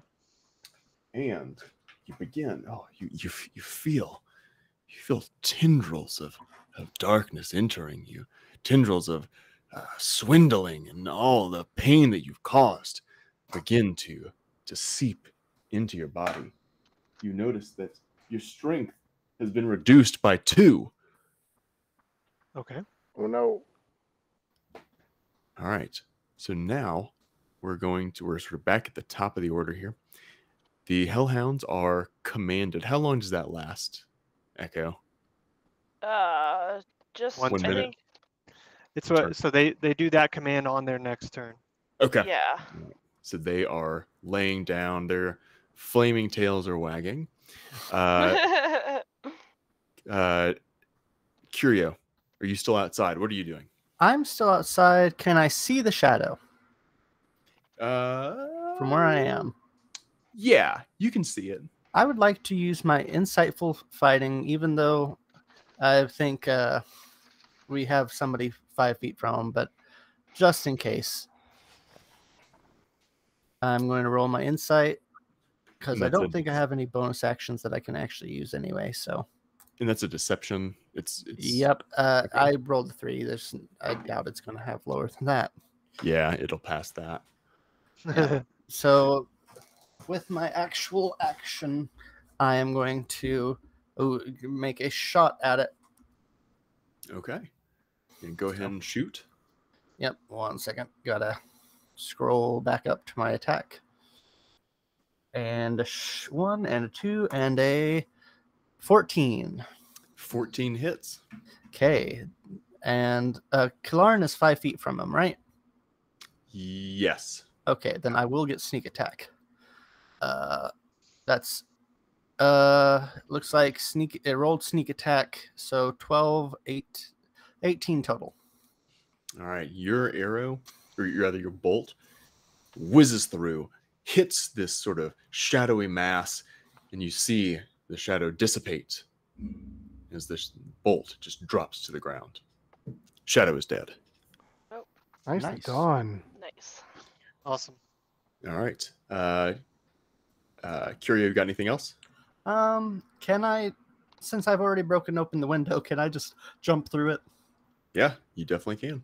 So So you're going to be farther away from everyone else because you're still on the like exterior wall. You'll be behind that counter, but you're now in the room. Yep. Just going to do that so that way if I need to, I can get up closer. There you go. All right. KF, you're up. Having taken this vicious attack from Two Shoes, who I thought we had a connection, but apparently I was wrong. He's going to look at him up and down, kind of bang his hand drum, and go, "I don't even think you own shoes." And he's going to cast Slow. Slow. Okay. Which Bastard. is a Wisdom saving throw. 17. All right. 17. 17. Jeez. Ooh, he rolls a 19. Oh no! No. Let me see here. I think it's a save or suck. Didn't you donate $5? Oh, Didn't you re-roll? Yeah, that's I true. got Yeah, you can no, reroll. he used that on me, but I have silvery barbs. So, do you know about silvery barbs? I do not. Okay, so it is a little bit controversial. You said everything published was good. It's legal. Yeah. It's so, legal. Uh, Those are illegal rules. You magically distract the black market. triggering creature. You can use this as a reaction.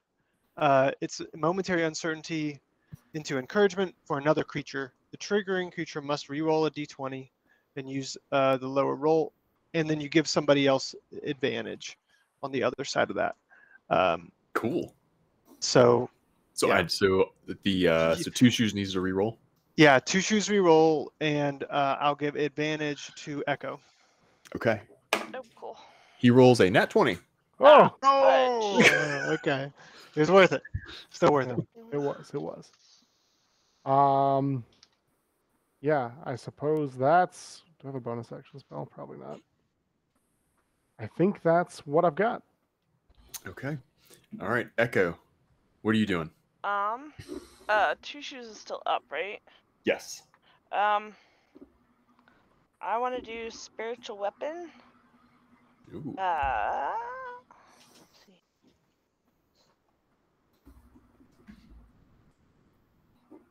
Okay. I can't wait to see what the spiritual weapon looks like. Well, my deity is Helm, and so doesn't he have like a gauntlet? Isn't that his thing. I Sure. don't remember, but yeah, a spiritual metal gauntlet appears before his face and smacks him across. Okay, It is a gauntlet, yeah. Yes, exactly. I'm throwing the gauntlet down. I've always So liked that that just Helm just has attack? a gauntlet. Yes. Yeah. Yeah, it's just an attack. So So go ahead and That's roll just- that. ooh, 17. Oh, 17 hits. Awesome. The target takes force damage equal to 1d8. Where's that's plus. So 7 damage, force damage. All right, Two Shoes takes it like only a rat can, and it's still standing. That little rat. All right, so I think we are back to. Oh, can I Kamar? do a healing Oh, on yeah, I'm somebody? Yeah. I Uh, think the only person who's been hit is KF yeah. So KF, I'll do. and Killarn has been hit. Yeah, I've been Who's hit. worse off? I'm definitely bloodied. Okay, let's do you this time. You get 1d4 plus 1.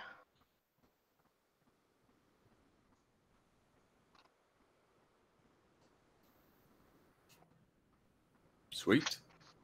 You got anything else, Echo? Nope, that's all. All Do right, I- Killarn. Do I roll that? Somebody Yeah, would need to roll You it. can do it. Okay. Oh, that's right. We didn't roll. 1d4 plus Ah, 1. I got a 4, so 5 hit Nice. points. Thank 5. Yay. you. Max healing. Yay. All right, Killarn, what you got? Okay, so how far away is Two Shoes from me? Two Shoes is about. I mean, you kind of close the gap, so he's maybe about 5 feet. Um, Rather, and the dogs are still lying prone, right? yes, and I guess 5 feet, but KF is between you and Two Shoes. So actually, I'm gonna attack the dogs actually, because they're about to get up, Okay. and since they're prone, I assume I have advantage. Is that okay? Is that Yes. fly? Yep. Cool. So I will do that, and I'll be using Booming Blade. Cool. 15, 22. Oh yeah, 22 will hit. 22 will hit. Okay, so 1d8 plus 8. Yeah, there we go. Let's see. Oh, I rolled a 1. 1 plus 4, 5 damage, plus another d8, 10 damage, and then 3d6 from sneak attack. 10 plus 15 damage in all. Okay. All right. The Hellhound next to KF is they're awoken and no. or sort of snapped out of their command, but they're still looking good. Still looking good. Cool. All right. You got anything else? No, that's it for me. All right. We're back to Two Shoes, and he just got smacked in the face, but he's very much focused still on KF. Seeing you sort of get a bit of healing, he'll again take his short sword and try to make 2 more attacks. It's a natural 1, so he will swing and hit the dog next to him and do 4 damage. With the second attack, though, does a 21 hit. Very much so. All right. So he does 6 damage to you. Ow. Two Shoes is then going to. He realizes that the situation here, and he'll still kind of have his sword up, but he's beginning to flag. All right. So with that, we are back to the top, and the dogs have rebounded. The dog that is closest to KF, it realized that, oh man, there's something else hitting me now, and will turn its attention toward Killarn and do a we'll do a fire breath attack. That's they can position themselves to hit both KF and Killarn. So I need both of you to make a dexterity saving throw. Okie dokie. 12. Okay, you pass. 16. Oh, Okay, both of you pass. So we're gonna do. So it is a half damage. half damage. So it's 3d6 here. You both take 9 fire damage. Awesome. The other hellhound, it again is more or less docile toward Echo.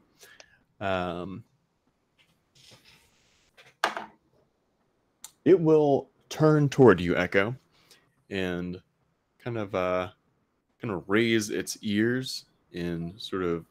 It's almost looking like it's wanting some scritches. Awesome. Babe. With that, we'll go to Curio. What are you doing? Curio is going to move as close as he can get to the two shoes. Okay, yeah, you can get fairly close. Like I don't think you're within melee range, but you're maybe within 10 feet. Okie dokie. Even if I was in melee, I'd still be doing the same thing. I am going to shoot him. 1 second. I need to make sure I'm keeping track of my bolts so that. You're good. Wait, I have plenty. Yeah, you have all the bolts you need. Yeah, you're good. Yeah, I forgot. I bought 40. I didn't just buy 1 set of bolts. I bought enough to last me an entire army's worth of fight. Okay, crossbow attack will be a 17. Okay, a 17 hits. And the damage will be 17. All right, man. So, Two Shoes is he's still standing, hurting, still standing. You do anything else? I don't think I have a bonus action, so I think Curio will just say, "You should have given up when you could. Maybe we would have been nice." There you go. All right, KF. What about you? KF is going to stow his drum and pull out his handy dandy hand axe and get to chopping. Let's see if Okay, that what are you works out. chopping? Two shoes, Okay, go ahead. or at least attempting to chop two shoes.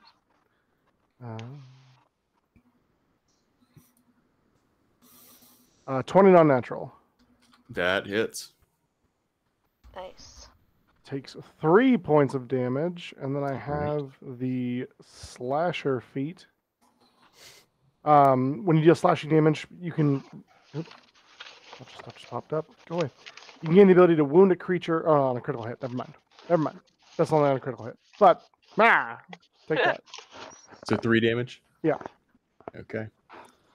He takes it like a rat man.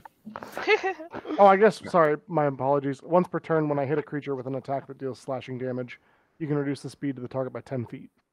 Okay. All right. Yeah. Two Shoes is reduced 10 feet in their movement.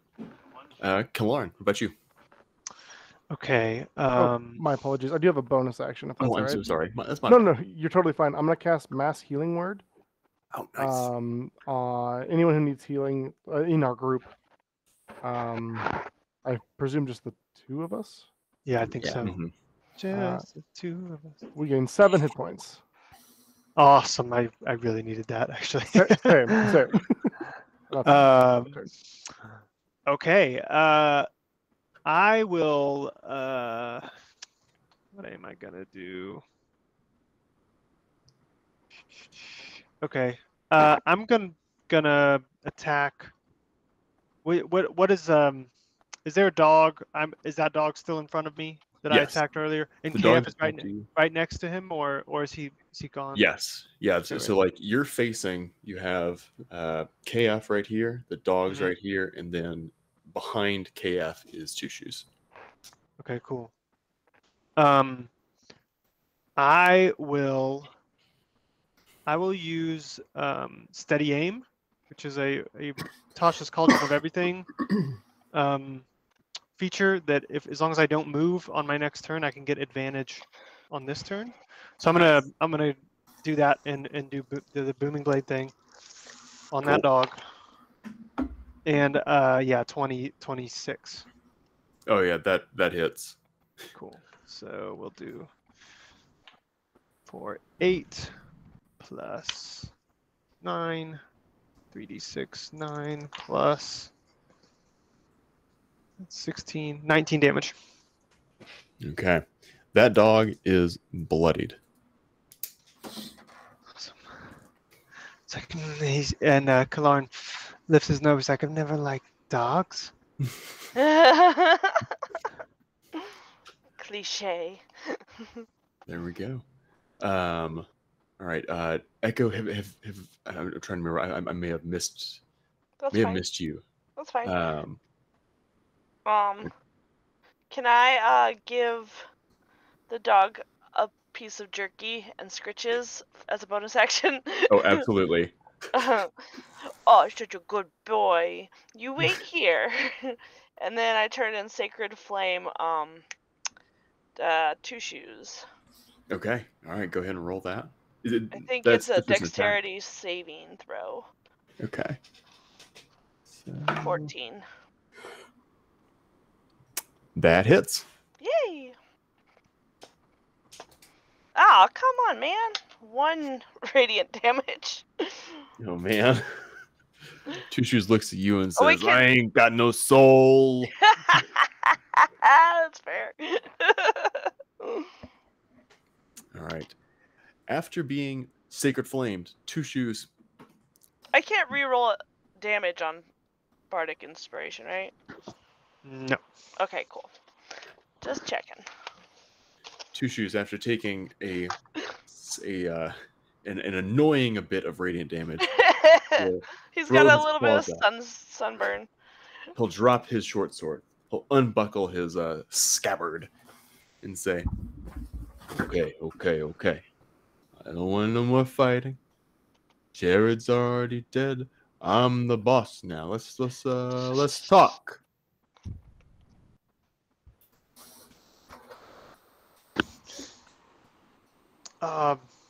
So is this like are we out of the turn order and we're like cutscening? Okay, cool. Well, they may be able to strike a deal as he looks over to KF. I mean, if you think so, boss, I'm amenable to it. What have you got to say? You know, I mean, you guys, we knew about Rough Diamond, so maybe we could work together. Maybe sort of skirt the Merchants Guild with each other. Well, I'm not sure if we're inclined to work with you at this point, but we could maybe work out a deal of mutual silence. Hey, I'm down for some silence because, you know, I don't want anyone to hear about Rough Diamond getting blown up. Right. Yeah, I don't want to be an accessory to murder. Moida.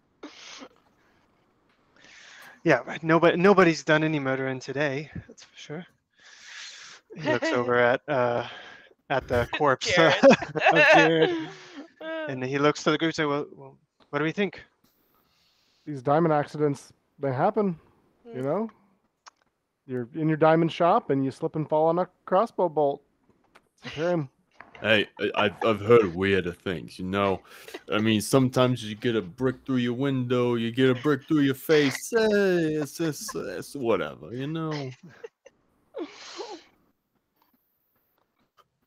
Yeah, so I think we got a deal. we'll both go use Rough Diamond's shop, huh? Well, that would give us a opportunity to control the market. We could cut you in, absolutely. Okay.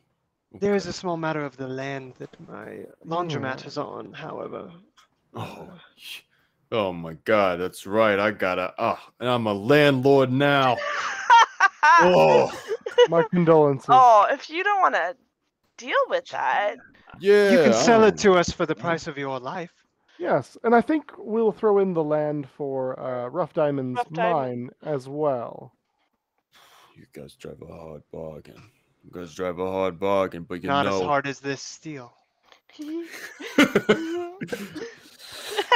you know what? I'll take you up. I'll take you up on the bargain.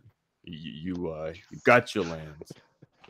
You got all the land because I don't want to have to deal with that. I got enough problems at home. I got 16 other rat pups. I don't want to have to deal with that. Okay. Echo, do you have a brick that he could? This is fine, oh gentlemen. yeah, Could sign yeah. just to make things official. We already put all the contract information on it. Just saying that you're signing over the land to us, just to make sure that if anyone comes asking, we've got a trail that we can cover.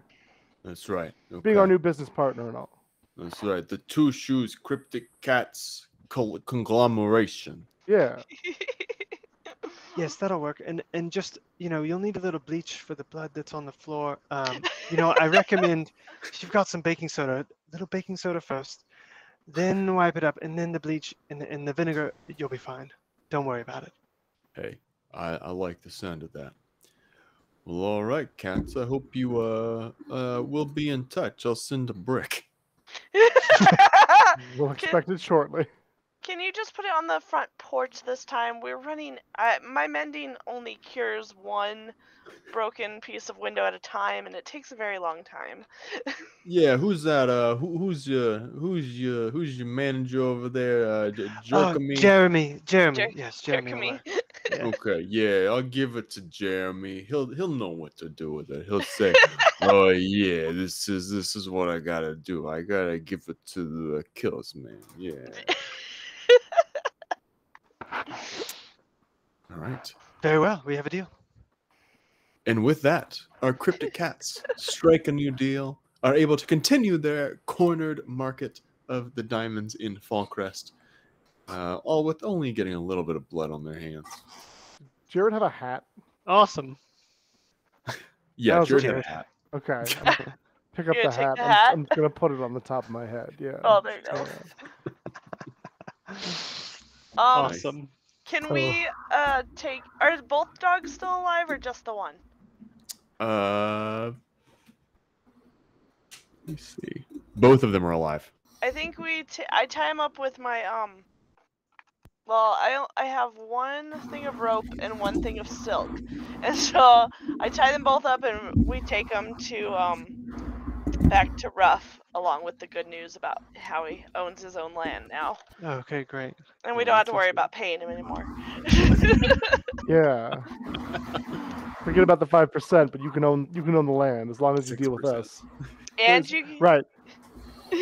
and he gets 2 new dogs. It's a good deal. He'll be so happy. Nice. Awesome. Well, thanks, y'all. That was great. Yay! Thank Thank you. you. Thank you for setting up to being the DM. Oh, yeah. Absolutely. I had a fantastic. blast. And Thanks also, for- thank you to all of our donors. Looks like we're at 271. Yeah, Nice. raise some money while Wow. we were playing. That's great. Thank you Heck so much. yeah.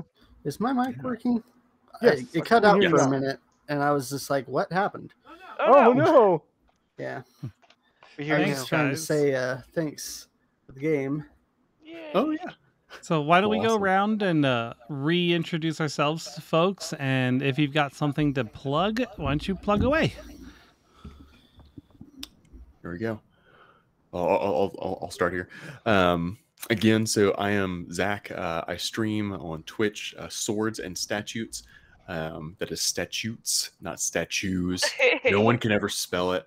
Yeah, so I stream mostly Magic the Gathering there, but I also do some D&D, and I've recently started doing Dark Souls too, because like it's just Nice. it's the best game ever. So I stream there. I'm also on Twitter at a similar handle there, and same with Instagram, Swords and Statutes. If anyone's interested, or if they play Magic, Magic Arena, I'm part of a stream team that every quarter we do a tournament series, and at the end of each quarter we do a large tournament that collects money to send to the local animal shelter of the winner's choice. So we've been doing that for about 2 years now, and we've helped shelters really all around the world. Our last winner was in Turkey, had a winner in Canada. So it's a lot of fun. So That's yeah, fantastic. you're there. And also my wife, Megan, she is again contributing to the raffle. You can find her wonderful handmade goods at kettleandcloth.com. Her embroidery is beautiful. Awesome. Yes, it is. I guess I'll go next. Yeah, I'm Thomas Carter. I actually just launched a D&D focused YouTube channel last night, focused around beginners. So if you're watching this and you want to play but you're not sure how, give my channel a follow. I just pasted it in the Twitch chat. The stream is called Magical Venture. So thanks for letting me play. This was a lot of fun. I don't usually get to play, so thank you so much. And I'm so glad you guys are helping support the cats. They need the help. Yeah. Okay. I suppose I will go next. I am Demon God Linden on Twitch. I think I have a Twitter, but I'd never use it if so. But I stream very rarely, but when I do stream, it's a variety of different things. Sometimes it's Slay the Spire, sometimes it's other games. It just depends on what mood is taken. And also, I'm very glad that people have been donating, because cats are great. Yeah. We need to take care of the cats. We're gonna battle it out again this time. Go ahead. You go this time. Oh, I think I went last time too. Look, it's worse all the time. My name's Dane. I go by Dean Dane on the internet. Twitter is Dane, not Dane, because that's fun to say and not at all confusing. I've put it in the Twitch chat as well.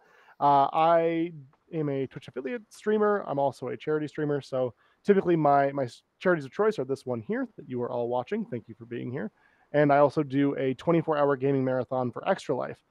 In years past, before the great calamity that was the past few years, I would run D&D for 24 hours, which is not something I'd necessarily recommend, but is for a worthy cause. So, yeah, Is it one campaign throughout? So it depends on player involvement. If I've got players at the table, 4, I will run one campaign for 24 hours. And we do crazy stuff there too. Like we've had a Tiamat summoned, we've had a Tarask summoned, we had somebody summon a character to delete the Tarask, and these are huge like dollar amounts. So they were like in a bidding war to see who was going to win. It was wild. We had 2 players have a Pokemon battle with a Solar and another Greater Demon. I think it was Yinogu. Just off the wall stuff. I go into it expecting everything to go off the rails, and it typically does. A lot of fun though. Hoping to do that again this year, but if not, then I default to a 24-hour video game stream where you can watch me slowly lose my mind in real time. Additionally, on my Twitch stream, I do oftentimes every couple of months try to do a DM, GM, ST, depending on what you call it, roundtable, where I gather people from the internet and we all talk about our craft. And last time we did sort of beginnings about where do you start? You start in a town.